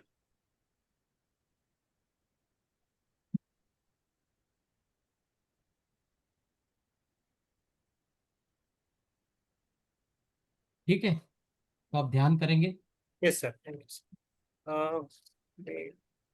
Sir. मैं music लगाऊं फिर sir? हाँ लगाइए। Okay. Sitar वाला लगाना है सर, सितार का। हाँ हाँ ठीक। ओके।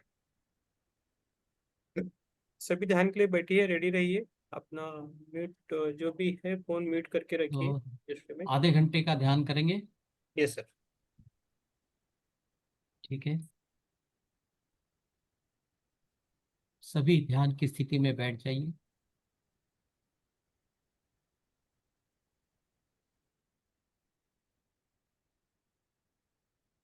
और अपनी सांसों की तरफ ध्यान देने की कोशिश करें। निरंतर चलने वाली ये सांसें, इन सांसों की तरफ ध्यान दें।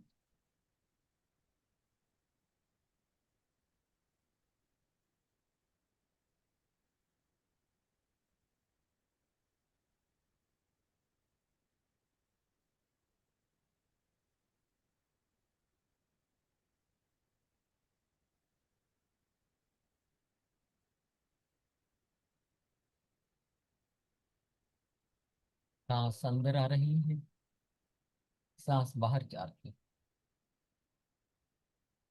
कोई भी विचार आता है उसे आने दो और जाने,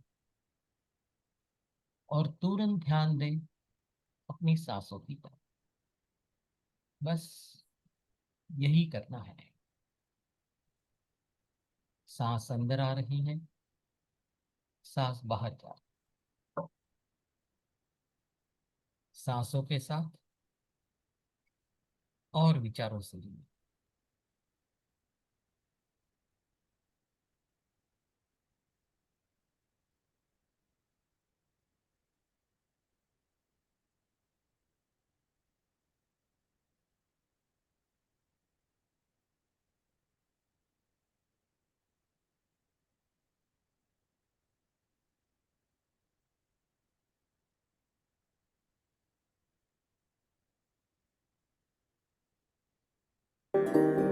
अंदर आ रही है, सांस बाहर जा रही है।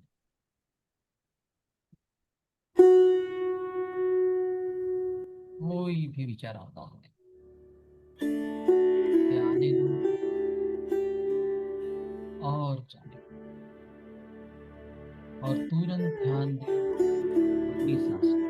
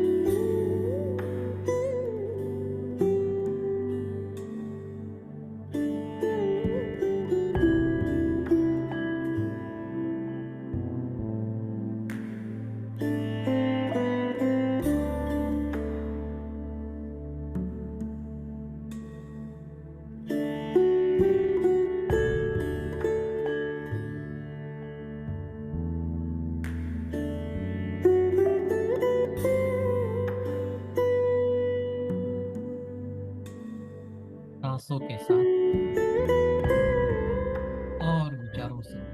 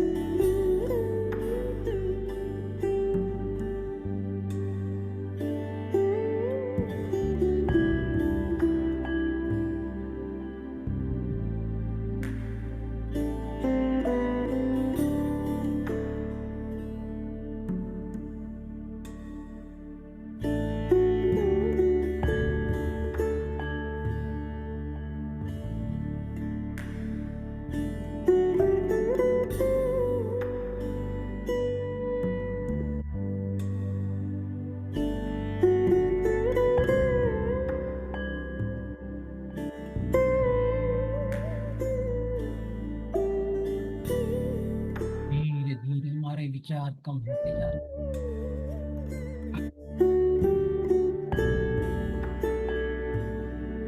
और ब्रह्मांड पूरी तरह खुल गया। पूरे शरीर में ऊर्जा का संचार हो रहा है। यह है वैश्विक ऊर्जा। इस वैश्विक ऊर्जा से हो रही है नाड़ी शुद्धि, संपूर्ण शरीर की शुद्धि। शरीर के हर अवयव में, शरीर की सभी पेशियों में फैल रही है यह वैश्विक ऊर्जा।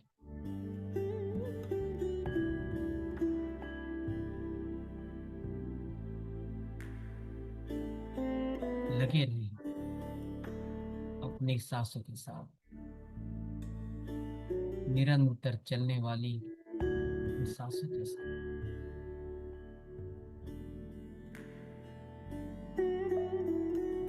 जो सांसें हैं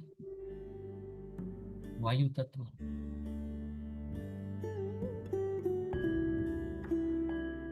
पंच तत्वों में से एक तत्व। जैसे जैसे इस तत्व की ऊर्जा बढ़ती जाती है हमारे ध्यान देने की वजह से उसकी तरफ, तो बाकी तत्वों में भी जो कम ज्यादा प्रमाण है उसको ठीक होने लगता है। जब सारे पांचों के पांचों तत्व हमारे शरीर में उनका प्रमाण ठीक रहेगा तो शरीर ठीक रहेगा। जैसे हमारे शरीर में जल तत्व है 72%। हम जानते हैं जैसे जल कम हो जाता है शरीर में तो गर्मी होती है, गला सूख जाता है, तुरंत हम पानी पानी करने लगते हैं। इसी तरह से सभी तत्व महत्वपूर्ण हैं, उनका जो आपसी प्रमाण है उसे ठीक रखना, और यही है ये नैसर्गिक ध्यान। एक तत्व की तरफ हम ध्यान देना शुरू करते हैं तो अपने आप हो जाता है पंच तत्वों का ध्यान। अपने आप हम जुड़ जाते हैं फिर अपने पूरे शरीर के साथ, और शरीर जुड़ जाता है मन के साथ, क्योंकि विचार कम होने लगते हैं।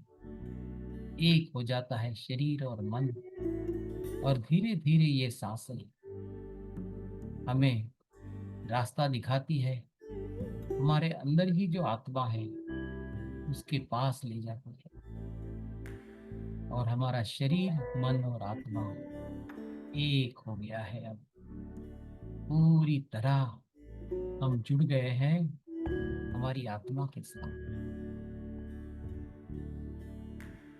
जो हर समय दिन भर हम कहते थे मेरे शरीर को ही संबोधित करता हूं, मैं ये शरीर हूं।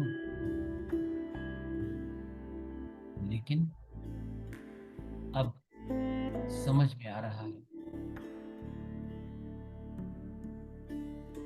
मैं तो आत्मा हूं, मैं ये शरीर नहीं हूं। मैंने इस शरीर को और इस मन को धारण किया है इस पृथ्वी की यात्रा करने के लिए, इस पृथ्वी के जीवन का अनुभव लेने के लिए। मैं तो हूं आत्मा, मैं हूं शांत स्वरूप आत्मा, मैं हूं आनंद स्वरूप आत्मा, मैं हूं प्रेम स्वरूप आत्मा, मैं हूं शक्तिशाली आत्मा, जो कहीं भी संचार कर सकता है। पृथ्वी के नीचे पाताल में, ऊपर स्वर्ग में, और उसके भी ऊपर कहीं भी आ जा सकता है। ऐसा शक्तिशाली आत्मा है। लेकिन कई जन्म लेकर जो भी कर्म जमा हुए हैं वो मेरे अनुभव के लिए है। उन कर्मों की वजह से जो भी दुख दर्द मैं अनुभव कर रहा हूँ वो अनुभव मैं स्वयं चाहता हूँ। उन्हीं अनुभवों से मेरी आत्मा की उन्नति होती है। इसीलिए तो बड़े बड़े भगवान भी पृथ्वी पर जन्म लेते हैं और इस जीवन का अनुभव लेते हैं। जैसे देखिए भगवान श्री राम, माता सीता, कितने जन्म लिए हैं उन्होंने यहाँ। माता सीता ने तो रावण की कैद में भी रहना वो भी अनुभव कर लिया। सारी वेदनाएं सह ली। माता महालक्ष्मी ने तो द्रौपदी का भी जन्म लिया और क्या क्या नहीं सहा।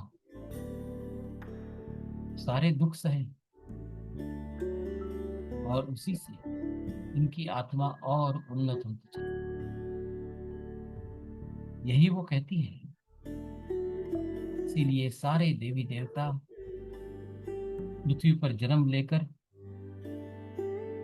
अपने अवतार में जो जो सहते हैं उससे हमें सिखाते हैं कि दुखों में क्या करना चाहिए, अपने कर्मों के साथ क्या करना चाहिए, कैसे मुक्त होना है कर्मों से, दुखों से। यही सीख देने के लिए वो अवतार लेते हैं और उसके साथ साथ हमारे आत्मा की उन्नति का मार्ग सिखाते हैं और उनके आत्मा की भी उन्नति होती ही रहती। इसीलिए चाहे कोई भी दुख हो, चाहे कोई भी दर्द हो, उससे मुंह नहीं मोड़ना,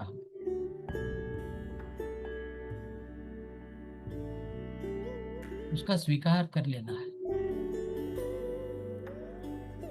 अरे उसी का तो मैं अनुभव लेने के लिए आया हूं पृथ्वी पर, वरना वहां स्वर्ग में ये कोई दुख दर्द कुछ भी तो नहीं है।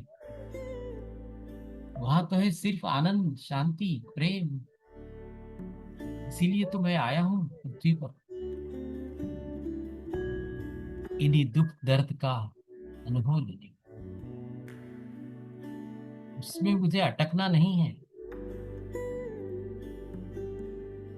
किसी की गलती से हुआ, मैं सही था, इस तरह के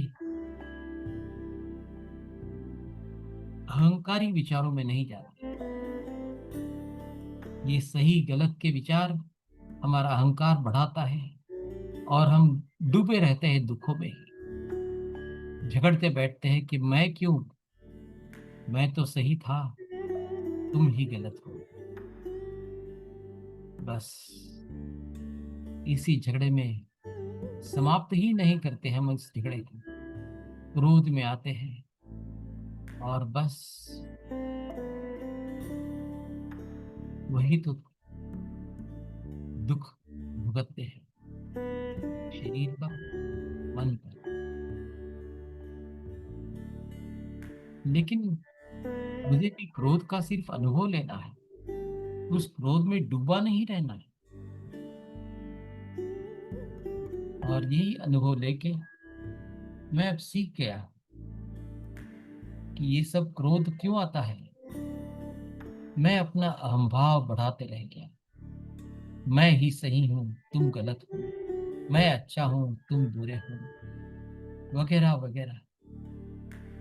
बस ये करते करते मेरा अहंभाव बढ़ते गया, अहंकार बन गया, जिसकी वजह से हर क्षण मुझे क्रोध आते रहा और उस क्रोध की वजह से मेरा शरीर भी रोगी बन गया। और यही अहंकार बढ़ाने के लिए, दूसरों की मान्यता लेने के लिए मैं ज्यादा काम करने लगा, क्योंकि दूसरे मुझे बड़ा माने, मैं उनके ऊपर हूं। मैं उनसे उच्च हूँ, ऐसी कई भावनाएं उसके पीछे लगा। अहंकार बढ़ते गया, वर्कोहोलिक बनते गए। लेकिन अब आज मेरी समझ में आ गया है कि उन चीजों का कोई फायदा नहीं। ईगो बढ़ाने से क्या मिलने वाला है? सिर्फ दुख मिलेगा, दर्द मिलेगा, झगड़े होंगे। लेकिन अगर मैं समर्पण की भावना में रहूं तो मेरे अंदर शांति रहेगी, और शांति रहेगी तो धीरे धीरे आनंद मिलेगा। और मेरे अंदर जो प्रेम है उसका मैं अनुभव कर, ढेर सारा प्रेम है मेरे ही। तो मैं क्यों भीख मांगता हूँ दूसरों के पास? क्यों मैं अपनी पत्नी से कहता हूँ कि तुम मुझसे इतना प्यार नहीं करती जितना पहले करती थी? या क्यों पत्नी कहती है पति से कि पहले तुम जितना प्रेम करते थे उतना अब नहीं करते? ये सब आपस में, बच्चों के साथ, मित्रों के साथ, ऑफिस में, सब तरफ एक दूसरे से हम चाहते हैं प्रेम, शांति और रिस्पेक्ट, मान्यता। और उसके लिए है झगड़े, सही गलत। अब मैं समझ गया, यह है मेरे मन का ही भाव। ये मन के भावों में मैं अटकने वाला नहीं हूँ। ये मन और ये शरीर इन्हीं अनुभवों के लिए धारण किया था। वो अनुभव मिल गए, अब इन अनुभवों में मुझे अटकना नहीं है, उनको छोड़ देना है। तो अपने आप मैं मुक्त हो जाऊंगा उस दुख दर्द से, वेदनाओं से और उन कर्मों से जिसकी वजह से ये दुख दर्द आए। यही तो सीख है मेरे लिए। इसी से मेरी होगी उन्नति, मेरे आत्मा की उन्नति, यानी मेरी उन्नति। इसलिए मैं स्वीकार करता हूँ इन सभी दुख दर्द का और उन सभी कर्मों का। किसी पर भी दोषारोप नहीं करना है, कोई झगड़ा नहीं करना। अपनी अपनी जगह पर सभी सही है, कोई गलत नहीं है और कोई सही नहीं। दूसरा व्यक्ति भी अपने अनुभव के लिए कर रहा है, मैं भी अपने अनुभव के लिए कर रहा हूं। बस अगर ये मैं समझ जाऊं, जो है आत्मा का ज्ञान, आत्मज्ञान, कि आत्मा, ये समझना कि मैं सही में आत्मा हूं, मैं शरीर मन नहीं, और उसी तरह से बर्ताव करना है कि जो कुछ भी हो रहा है वो तो ये शरीर और मन भुगत रहा है। मुझे सिर्फ उसका स्वीकार करना है, देखना है, उसमें से सीख लेनी है और छोड़ देना है। तो अपने आप शरीर को जो कष्ट हो रहा है, मन को जो कष्ट हो रहा है, वो भी समाप्त हो जाएगा। और ये शरीर और ये मन भी उन कर्मों से मुक्त हो जाएगा,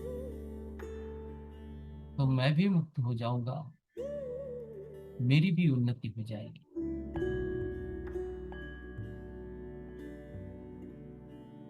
यही है आत्मज्ञान। धीरे धीरे इसी तरह मुझे अपना आत्मज्ञान बढ़ाना है, ध्यान करके, स्वाध्याय करके, सज्जन सांगत्य करके, और ये ज्ञान देते देते इस अहंकार को कम करना है, सही गलत का झगड़ा बंद करना है, अपने आप को समर्पित करना है, अपने अंदर के भगवान को शरण ले जाना है। कौन है मेरे अंदर? मेरी आत्मा, वही तो है भगवान। तो भगवान की शरण में जाना है, आत्मा की शरण में जाना एक ही है। जैसे ही हम अपने आत्मा से जुड़ जाते हैं, अपनी आत्मा की शरण में जाते हैं, तो जिस भी भगवान की हमें, जिस पर भी हमारी श्रद्धा है, वही भगवान हमारे हृदय में, हमारी आत्मा में प्रकट हो जाता है। करके देखिए, और उस देवी देवता की शरण में चले जाइए, अपनी आत्मा की शरण में चले जाइए। अपने आप ये अहंकार धीरे धीरे कम होने लगेगा, दुखों से मुक्ति होगी, कर्मों से मुक्ति, तो शरीर भी सुदृढ़ रहेगा, मन भी शांत रहेगा और हर समय आनंद के जीवन में रहेंगे।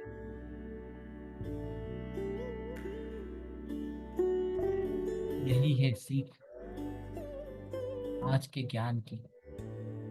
आज जो आत्मज्ञान मिला है, उससे यही सीख मिली है कि अपने ईगो को नहीं बढ़ाने देना है। हाँ, थोड़ा सा अहम भाव ठीक है अपनी पहचान बना के रखने के लिए, क्योंकि इस शरीर को जब पाया है तो उसकी पहचान के लिए, उसकी रक्षा के लिए सिर्फ थोड़ा सा अहम भाव रखें, उसको बहुत ज्यादा बढ़ाना नहीं है। यही है आज की सीख। ये सीख जो मिली है, उसी से मेरा उद्धार हो गया, मुझे शांति मिल रही है, आनंद मिल रहा, बहुत अच्छा ज्ञान मिला है आज। इसलिए फिर एक बार मैं धन्यवाद देना चाहूंगा हमारे गुरु पितामह ब्रह्मर्षि पत्री जी को, महादेवी सरस्वती जी को और महादेवी महालक्ष्मी जी को, जिन्होंने ये ज्ञान हमें दिया है। इसलिए कोटि कोटि प्रणाम, कोटि कोटि प्रणाम और धन्यवाद। धन्यवाद।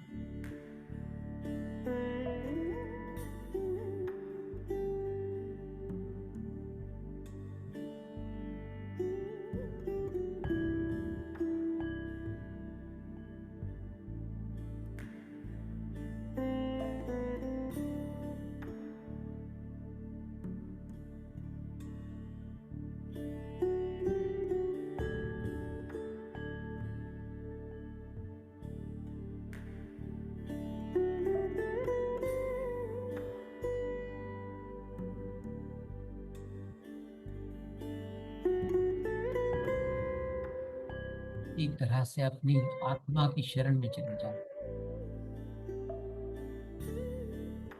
एक हो जाइए अपनी आत्मा के साथ।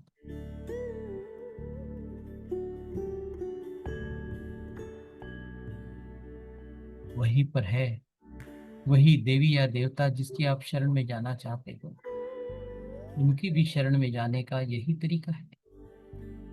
अपनी आत्मा की शरण में जाओ तो आप अपने उसी देवी की शरण में जा सकते हो, माता महालक्ष्मी जी की शरण में जा सकते हो, माता सरस्वती की शरण में जा सकते हो, महाअवतार बाबा जी की शरण में जा सकते हैं, हमारे पितामह ब्रह्मर्षि पत्री जी की शरण में जा सकते हैं। तरीका यही है, सांसों के साथ एक होते होते एक हो जाइए अपनी आत्मा के साथ और शरण में चले जाइए अपने आप की, अपने आत्मा की, और फिर उसी देवी देवता गुरु के साथ सरेंडर कंप्लीट, तो सारा ईगो समाप्त हो जाएगा। सिर्फ उतना ही बचेगा जितना आवश्यक है अपनी पहचान के लिए। और जैसे ही ये ईगो कम हो जाएगा, हम मुक्त हो जाएंगे सभी दुखों से, सभी कर्मों से।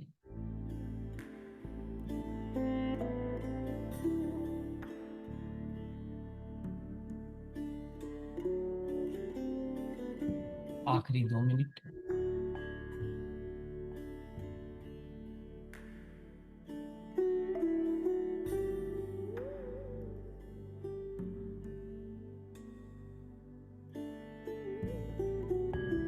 तरह से पूरी तरह डूबे रहे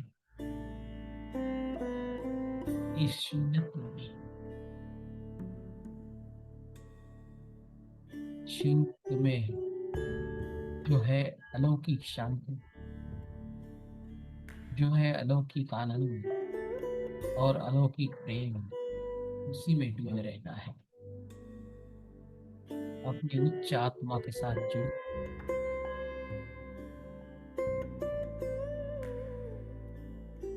इस शून्यत्व का ना ही कोई मध्य है, ना ही कोई किनारा, अनंत है।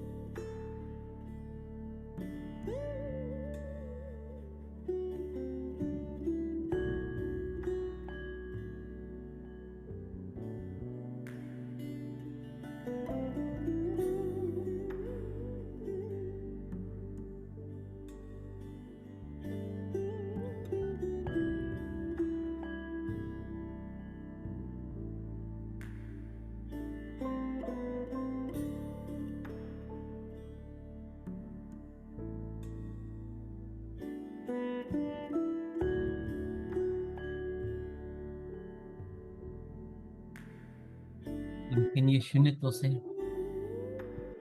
इस शून्यत्व का ही स्वभाव है जो हमें फिर वापस भेजता है हमारे शरीर में,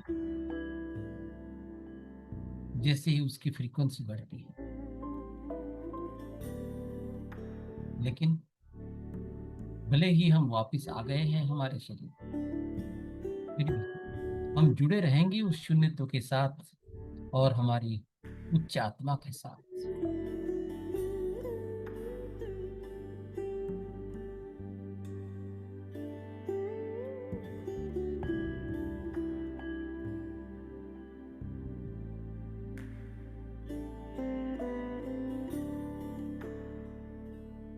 और फिर एक बार हम धन्यवाद देते हैं महादेवी सरस्वती जी को, महादेवी महालक्ष्मी जी को, इस ज्ञान के लिए जो उन्होंने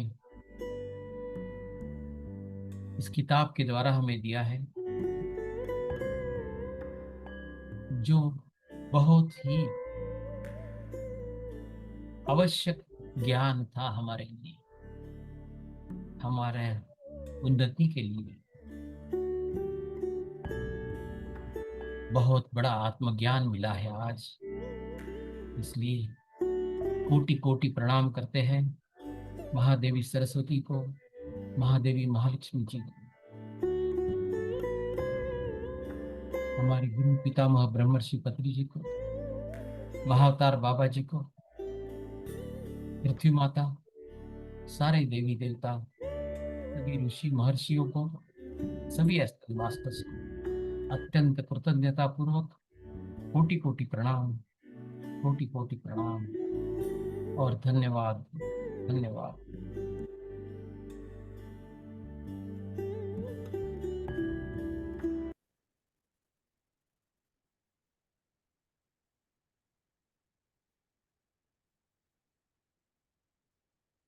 तीस सेकंड,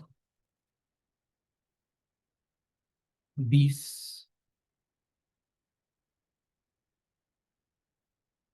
10, 9, 8, 7, 6, 5, 4, 3, 2, 1, 0। जो भी ध्यान से बाहर निकलना चाहते हैं उनके लिए है ये। धीरे धीरे अपने दोनों हाथों की उंगलियां अलग करके दोनों हाथों की उंगलियां अपने हाथों पर रखें। 5, 4, 3, 2, 1। जो ध्यान में बैठे रहना चाहते हैं और अपना ध्यान कंटिन्यू करें।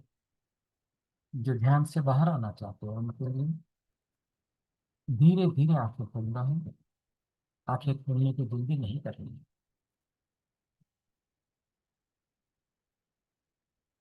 और थोड़ा पानी पीना है।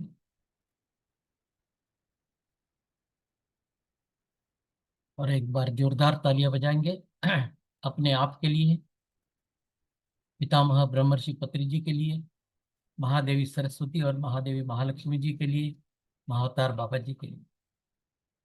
धन्यवाद मास्टर्स, आप सबने अपना अमूल्य समय देकर इस सत्र में जो मेरे साथ जुड़े रहे उसके लिए बहुत बहुत धन्यवाद। यस, मैं सबसे रिक्वेस्ट करूंगा कि अपने कैमरा ऑन करें और जोरदार हमारे सर के लिए तालियां होनी चाहिए, जोर से, खुल के, अनम्यूट करके कीजिए, तालियां बजाइए।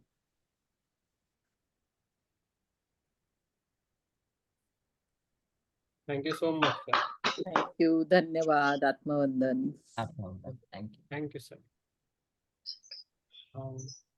Thank you Lalita Tai. नमस्ते सर। नमस्ते नमस्ते। Thank you.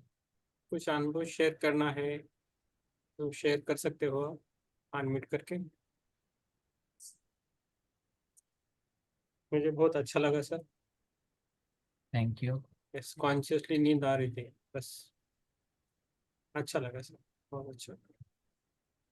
Particularly focus on Manipur चक्र सर, लोअर 3 चक्र sir.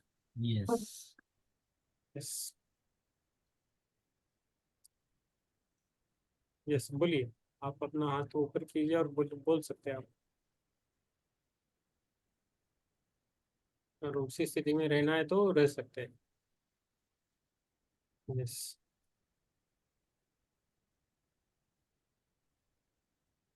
Yes yes, Manish sir बोलिए सर। खैर, ये जो मेडिटेशन आज है बहुत अच्छा लगा, क्योंकि आप पहले मणिपुर चक्र का इतना ब्रीफिंग किया था तो ये भी था। और मणिपुर चक्र में तो 75% में सजग था, उसके बाद मैं सो गया था। तो ये लास्ट में डिस्कशन में उठा है। मैं बहुत अच्छा ध्यान था आपका। तो आपका होता ही होगा, आपके साथ डिस्कशन करना है, इससे भी हमको कुछ ना कुछ लर्निंग हो रहा है। बहुत धन्यवाद सर, बहुत धन्यवाद। Thank you thank you. बहुत धन्यवाद कुलमणि जी। थैंक यू, बहुत अच्छा। Ram ma'am. Thank you sir, बहुत अच्छा ध्यान लगा और बहुत गहरा ध्यान लगा और ज्ञान तो इतना मिला कि उसके विषय में शब्द ही नहीं है कहने के लिए। Thank you Chitra ji. Thank you. Anil और कुमार। कोशिश करेंगे कि अपने सारे जो नीचे के हमारे चक्र हैं उन पे काम करें हम, और वो उसके लिए हमें अच्छे अच्छे काम करने पड़ेंगे। जी हाँ जी, वो सब बताऊंगा मैं अगले सत्र में, एक एक सत्र करके, क्योंकि हाँ अभी जी, प्रीतम जी ने बोल ही दिया है तो her thank you Sunday sir, अलग अलग थैंक यू। आगे आगे देते जाएंगे। आज थैंक अपना यू। इतना कीमती समय देने के लिए हम सबको, उसके लिए बहुत बहुत धन्यवाद। धन्यवाद धन्यवाद चित्रा जी, बहुत धन्यवाद। यस, हमारे सर वो बैलेंस होना चाहिए सर, मूलाधार, स्वादिष्टान एंड मणिपुर, हमारा यस बैलेंस होना चाहिए। Yes yes. यस, वो अनिल कुमार एक जी। एक करके सब वो चक्र ध्यान भी लेंगे हम। यस सर, हाँ यस सर। जी, वो अलग चक्र ध्यान जो माता महालक्ष्मी जी ने बताया इस किताब में, वो भी सिखाऊंगा मैं आपको। Very good sir. Thank you. Anil खूप कुमार जी। छान ध्यान झालं सर. हाँ हाँ, Yes. ओके सर, हो ना सर। मी सत्र म्हणजे ज्ञान सत्र अटेंड करू शकलो नाही, पण ध्यान खूप छान झालं. शेवटी शेवटी जॉईन झालो होतो अच्छा है। क्वेश्चन आन्सरला, पण खूप छान ध्यान झालं. धन्यवाद धन्यवाद सर. धन्यवाद। Thank you Navnath sir, thank you. Thank you. Sir every Sunday रहेंगे हमारे पास, जब तक हम हा हा. सीखेंगे। सर धन्यवाद। धन्यवाद अनिल की जी।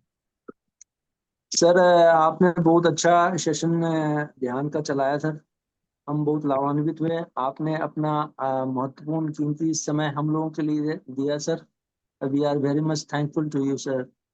और मैं नया सीखने वाला आदमी हूँ कि मणिपुर चक्र सर इधर बोलते हैं क्या? नहीं नहीं, हमारे मणिपुर नाभि चक्र। के पास होता है। नाभि से अच्छा 2 उंगली ऊपर होता है। इसके बारे में, सभी चक्रों के बारे में मैं अलग से आपको पूरा प्रेजेंटेशन दूंगा। इसके ऊपर पूरा यस सर। ध्यान भी सिखाएंगे। स्टेप बाय स्टेप हम ये करेंगे सब, अलग यस से सर। मैं पेपर लेंगे इसके ऊपर। सर मैं सर बहुत रिसेंटली आपके संगठन से जुड़ा हूं सर। ओके। और मैं बहुत ही ज्यादा प्रभावित हूँ। मैं सर पहले काफी कुछ इस संबंध में हमारी जो यात्रा है, मैं बहुत लोअर कैटेगरी से वो इस रास्ते में चल रहा हूँ। और पता नहीं भोलेनाथ की कृपा है कि आज हम आप लोगों के संगठन से जुड़ने का हमें मौका मिला। प्रीतम जी ने हमारे यहाँ एक ध्यान सेशन भी चलाया था। और जो ध्यान सेशन उन्होंने उस दिन चलाया था, वो जिंदगी आजीवन मैं नहीं भूल पाऊंगा। वो दिस वाज माय लाइफ का मेरा पहला ध्यान सेशन था सर। और गुड। वो ध्यान सेशन में जो एक चीज मैंने बताना भूल गया है कि उन्होंने एक बार डमरू बजा के और एक बार घंटा कुछ बजा के जो किए थे सर, वो उसका अमेजिंग इफेक्ट लगा सर मुझे। यस। हाँ, ध्यान में। और ध्यान का जो अनुभव है सर, वो बहुत ही अमेजिंग, बहुत अच्छा लगा। इसलिए इससे पहले तो मैं मेडिटेशन मेडिटेशन तो बहुत बार सुनता रहता था कि मेडिटेशन करना चाहिए करना चाहिए। और हम भी सर कई बार फुर्सतें और कामों में ऐसे रह जाते हैं कि आते नहीं।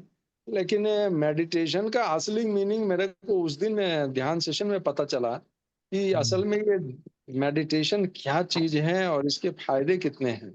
अभी हाँ। तो सर मैं एकदम दिल से जुड़ चुका हूँ। और सब काम छोड़ के एकदम मैं मेडिटेशन के लिए लगता है मैं बिल्कुल इसमें हमें टाइम देना चाहिए। और मैं बहुत ही प्रभावित हूँ सर। मैं बिल्कुल अब इसमें बहुत ज्यादा अपना कंसंट्रेट कर रहा हूँ सर। मैं सब कुछ सीखने का प्रयास कर रहा हूँ। ये सारे चक्रास और ये थोड़ा बहुत मुझे पता है सर कि जो नीचे से लेके ऊपर तक होता है, लेकिन कौन सा चक्र किधर है ये मैं भूल जाता हूँ, याद नहीं कोई रहता बात, है। कोई बात नहीं, हम सब बताएंगे यहाँ पर आपको जो भी है। सर कोई भी ज्ञान यहाँ पर अधूरा नहीं दिया जाएगा। स्टेप बाय स्टेप आप जुड़े रहो तो पूर्ण ज्ञान दिया जाएगा आपको। और इसीलिए आप प्रीतम जी के साथ जो जुड़े हो और इस ध्यान में जुड़े हो, तो एक बात आपको बताना चाहूंगा, आप अपने आप को लोअर कैटेगरी मत कहिए। यस। कोई भी आत्मा जो है, कोई भी सोल जो है, कोई लोअर कैटेगरी का नहीं होता है। यात्रा है सर। ये हाँ क्या नहीं, है ना, यात्रा में यात्रा लोअर जैसे कुछ हम नहीं होता है। छोटे छोटे से स्टार्ट किया सर। नहीं नहीं, और वैसा नहीं है। आपने पिछले जन्म में कुछ किया होगा जब भी आप ध्यान में आए हो। अभी जो जुड़ गए हो, तो इसके लिए जी आपकी बहुत बड़ी यात्रा हो गई है इसके पहले पिछले जन्मों में, वरना आप ध्यान में नहीं आते सर। सर, ये हमारे मेरे मालिक भगवान भोलेनाथ की कृपा है। वो हाँ वो तो है। हमारे जिंदगी में सर काफी कुछ जो हम में चेंजिंग्स और बहुत सारी चीजें इस तरह का मैं अनुभव किया हूँ, जो उन्होंने मेरे को काफी कुछ दिया है सर। तो उनका मैं बहुत आभारी हूँ। और मैं सदैव एक ही चीज बोलता हूँ, मालिक की कृपा से सब काम हो रहा है, मैं तो ऐसे ही चल रहा हूँ। Yes, thank you sir, thank you Anil good Kumar ji. Good, thank you. Anil Kumar ji thank you है सर। वो ICSF वास्को में इंस्पेक्टर है, आर्मी से जुड़े हैं, वो आर्मी से है। और गोवा शिपयार्ड ग्रेट। का वो ख्याल रखते हैं पूरा वाह वास्को से। वाह। आर्मी से है तो एक बार जरूर हमारा सैल्यूट स्वीकार कीजिए सर। यस। तो हमें उनकी सेवा, उनके दल और उनकी सेवा करने का अवसर कल हमें मिला। तो उनके हम शुक्रवार है, धन्यवाद आपका सर। धन्यवाद, बहुत सुंदर। Sir salute sir, salute, we salute for the nation sir. हमारे यस। लिए सर राष्ट्र सर्वोपरि है। करेक्ट और करेक्ट। मैं बहुत ही देश प्रेमी आदमी हूँ सर। जरूर जरूर, देश जब आर्मी देश में में है तो मेरे देश प्रेमी।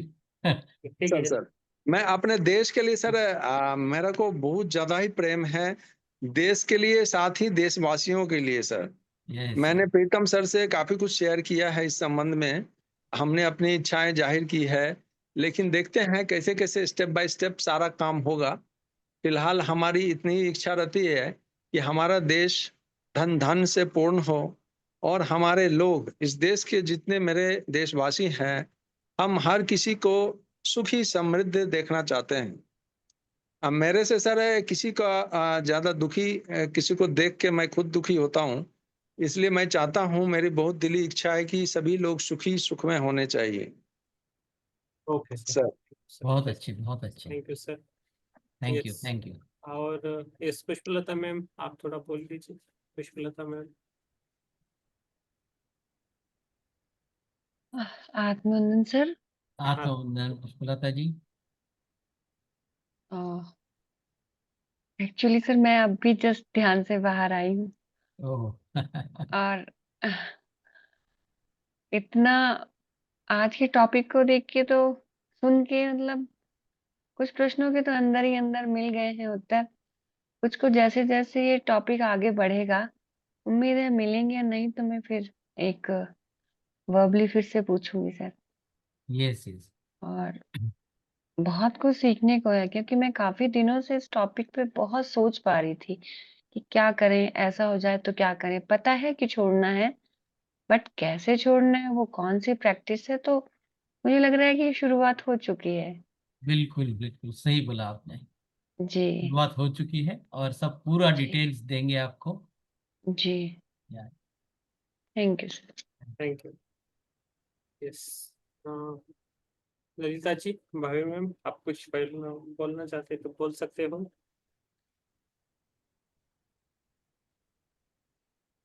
यस, आप अनम्यूट करके बोल सकते आज कुलकर्णी कुल का सेशन मैंने बहुत सुने हैं। बीच में पुणे से गृह लक्ष्मी में उनके पूरा चक्रा मेडिटेशन सबने किए हो। और बहुत सुंदर एक्सपीरियंस। और आज जब कुलकर्णी सर का है ऐसा मुझे समझा तो मुझे एक्चुअली मेरी बहुत गड़बड़ी हो गई है अभी थोड़ी बेटी की वजह से। अभी परसों उसकी डिलीवरी करने वाले हैं हम 20th को। कुलकर्णी सर तिला आशीर्वाद द्या, तिचं सीझर करायचंय 20 तारखेला सकाळी 8 ते 9. ओके। टीजर करावं लागतंय। हो म्हणजे का बरं? काही काही कारणामुळे म्हणजे सगळं आम्ही अच्छा, मेडिकल टाळलं. रीजन। हा खरं तर अगदी दिवस भरत आलेत पण ते काही हा, कारणामुळे करायला लागतंय. तिला ध्यान करायला लावा. हा ध्यान करून मग करा म्हणा तिथे. आणि ते हो चालू असताना सुद्धा तिला म्हणा तू ध्यानामध्ये राहा. ठीक आहे, सांगेन मी तिला. हम्म. तिच्यासाठी आता मी ध्यान करतेय म्हणजे मी जरूर जरूर ऑलरेडी जरूर. करतीच आहे हो पण हो, नाही नाही, होईल, व्यवस्थित होईल. तिला ध्यान करायला सांगा पण. येस उद्या मॅम तुम्ही वेळ मिळाला तरी आपण त्यांच्यासाठी उद्या ध्यान करू. उद्या संध्याकाळी. उद्या शेवटचा हा उद्या पुस्तक पण संपते आणि त्यांच्यासाठी आपण उद्या ध्यान करू सगळे. चालेल चालेल. येस येस तुम्ही यायला पाहिजे, तुम्ही या करा. हो हो हो. Yes yes. Thank you. Good. Yes Jyoti ma'am. Yes. छान छान. होईल, सगळं ठीक होईल. Yes yes. Thank you. Jyoti ma'am कुछ बोलना चाहते हैं? Jyoti ma'am, Supriya ma'am. हाँ ज्योति मैम बोलिए। आत्मवंदन सर। आत्मवंदन जी। ध्यान बहुत ही अच्छा और गहरा रहा सर। बहुत सुकून प्राप्त हुआ और चेतन रूप से निद्रा में हम गए थे। ओह, मेरे साथ मेरी माँ और मेरे भैया भी ध्यान कर रहे थे। हम तीनों सचेतन रूप से निद्रा में गए थे। बहुत अच्छा रहा सर। बहुत बहुत बहुत सुंदर। धन्यवाद आपको। बहुत बहुत थैंक यू, धन्यवाद सर। धन्यवाद। Thank you, thank you. Thank you. Yes Supriya ji ma'am. Supriya ji ma'am हमारी गोवा से बिलोंग करती है। वो कुनकेश्वर में थी सर। वो सबका ये कर रहे थे, कूपन्स लेना, ब्रेकफास्ट लंच छोड़ने का काम वो कर रहे थे कुनकेश्वर। बहुत अच्छा काम करते हैं, मन से करते हैं, जो भी करते हैं मन से करते हैं। सुप्रिया जी। और उसके बाद है स्मिता जी है। Smita ji Saikia, she belongs to Guwahati, Assam से है। दोनों हस्बैंड वाइफ हमेशा रहते हैं। हम्म। तो वो जब ध्यान में रहते तो ज्यादा बोल नहीं पाते। हाँ, यस। नहीं ठीक है, ओके। मयूरी जी आपको कुछ बोलना है तो बोलिए। मैं अनम्यूट कर कीजिए आप। यस। जी थैंक यू। बहुत बहुत सुंदर डीप ध्यान लगा सर। बहुत ही सुंदर। Thank you. और प्रीतम जी आपको थैंक यू बोलना है मुझे, क्योंकि आपने ये होस्ट किया हिंदी में। तो मैं बहुत दिनों से सर का ये 1000 सीट्स ऑफ जॉय हिंदी में सुनना चाहती हाँ, थी क्लास। ये तो तो ये हो गया आपकी वजह से। Thank you sir. हमारा थैंक डेली यू। रहता है मैम, मयूरी जी, हमारा डेली हिंदी में ही रहता है 9 बजे से लेकर 10:30, और हिंदी में हम बुक पढ़ते हैं और उसके बाद ध्यान करते हैं। हमारा डेली का है। अच्छा अच्छा। जी टाइम मिले तो जरूर आइए, जुड़िए हमसे। जी जी जी जरूर। हाँ मैं ज्वाइन करूंगी। Yes, thank you. और जब जब कुलकर्णी सर ये सब एक्सप्लेन करते हैं उस बुक से, तो पूरी मतलब पूरे ब्लेसिंग्स मिलते रहते हैं महालक्ष्मी माता के, तो फील होता ही रहता है कंटिन्यूअसली। तो yeah thank you thank you. Thank you Mayuri ji, आपकी कामना पूर्ण कर दी माता महालक्ष्मी जी ने। हाँ थैंक यू सर। मैं पीएमसी महाराष्ट्र पर गृहलक्ष्मी में करता था ये पूरे 1000 सीरीज ऑफ जॉय। तो मयूरी मराठी इतना नहीं जानती है, थोड़ा बहुत जानती है, फिर भी वो वहाँ ज्वाइन करती थी, सुनती थी बहुत, में यूट्यूब के वो भी देखती थी, और अभी उसको लाभ मिल रहा है, हिंदी में हो रहा है, तो इसलिए वो बहुत खुश है। बढ़िया बढ़िया sir. Yes, Pramila ji from Assam से है। आई थिंक थोड़ा लेट ज्वाइन हुई। प्रमिला जी, आपको कुछ बोलना है तो बोल सकते हो आप। आपको कुछ शेयर करना है। यस यस सर, बहुत अच्छा सर। आत्मा बंधन सर, मैं बहुत लेट आत्मबंधन ज्वाइन हुई। प्रमिला जी, ओके। प्रणाम। मैं आप पे हम्म, यूट्यूब में इसको फिर क्लास करूंगी यूट्यूब से। यस, हाँ मैं अपलोड करके रखूंगा। ठीक जिनको है। टाइम नहीं मिला, जुड़ जाइए, फिर से सुनिए, बहुत अच्छा है सेशन सर का। प्रमिला जी हाँ जी। आसाम से है और दिन भर ध्यान करती रहती है, जिधर भी अवसर मिले उधर जुड़ जाती है। हमारे साथ भी जुड़ी है प्रमिला जी, बहुत अच्छा। बहुत अच्छा, वेरी गुड, थैंक आर्टिस्ट है वो, एक बहुत अच्छे यू। ओ, आर्टिस्ट है, बहुत अच्छा। पिक्चर वे बहुत खूबसूरत है कृष्ण के, और बहुत सारी वो खुद पेंटिंग करके रखती है, ओ, बहुत अच्छा है वो। कलाकार है, कलाकार। ग्रेट। ओ, कल, कलाकार तो ध्यान ही है। कलाकार ऐसे ही ध्यान में रहते हैं, जब हाँ अपनी वैसे कला का ही। आविष्कार करते रहते हैं ना, वो यस ध्यान में ही होते हैं। Yes yes. ये तो बहुत बड़े ध्यानी होते हैं कलाकार सभी, जो संगीत का या आज पेंटिंग सुबह बना रहे क्लास हैं। नहीं हुआ क्या सर? हाँ जी। आज हाँ, सुबह का क्लास नहीं हुआ था क्या? सुबह का था, थोड़ा लेट हुआ था, 5:45 जुड़े थे। Okay okay. हाँ, तो JTTP 39 शुरू हुआ है मैम, तो उसमें आप जुड़ जाए तो अच्छा रहेगा। बहुत सारे लोग रहते हाँ हैं। हाँ हाँ, उसमें फिर जुड़ी, मैं उसी में जुड़ के करी। हाँ, तो इसलिए थोड़ा मॉर्निंग का JTTP 39 है, तब तक बंद करेंगे, बाद में देखेंगे। ठीक है। ठीक ठीक है सर, ठीक है। ये सभी को मेरा थैंक यू, धन्यवाद। और सर के लिए तो बहुत बहुत शुक्रिया, धन्यवाद सर, बहुत अच्छा लगा। फिर से एक एक्चुअली बार बहुत अच्छा लगा सर, बहुत बहुत धन्यवाद आपको। यस, सर को हम तालियां बजा सकते हैं। और डीपेस्ट ग्रेटिट्यूड सर आप। Yes, thank you, thank you. हमें सबको धन्यवाद और तालियां बजानी है माता महालक्ष्मी जी के लिए यस, और माता महालक्ष्मी जी सरस्वती के जी लिए के भी लिए। तालियां। मैं तो एक निमित्त हूँ, I am a postman. Yes yes, हम सभी for man. Yes yes. Yes yes thank you, thank you. Yes, thank you sir. सबको शुभ रात्रि। हम शुभ अभी रात्रि। शुभ शुभ रात्रि। शुभ रात्रि, शुभ रात्रि। रात्रि। यस।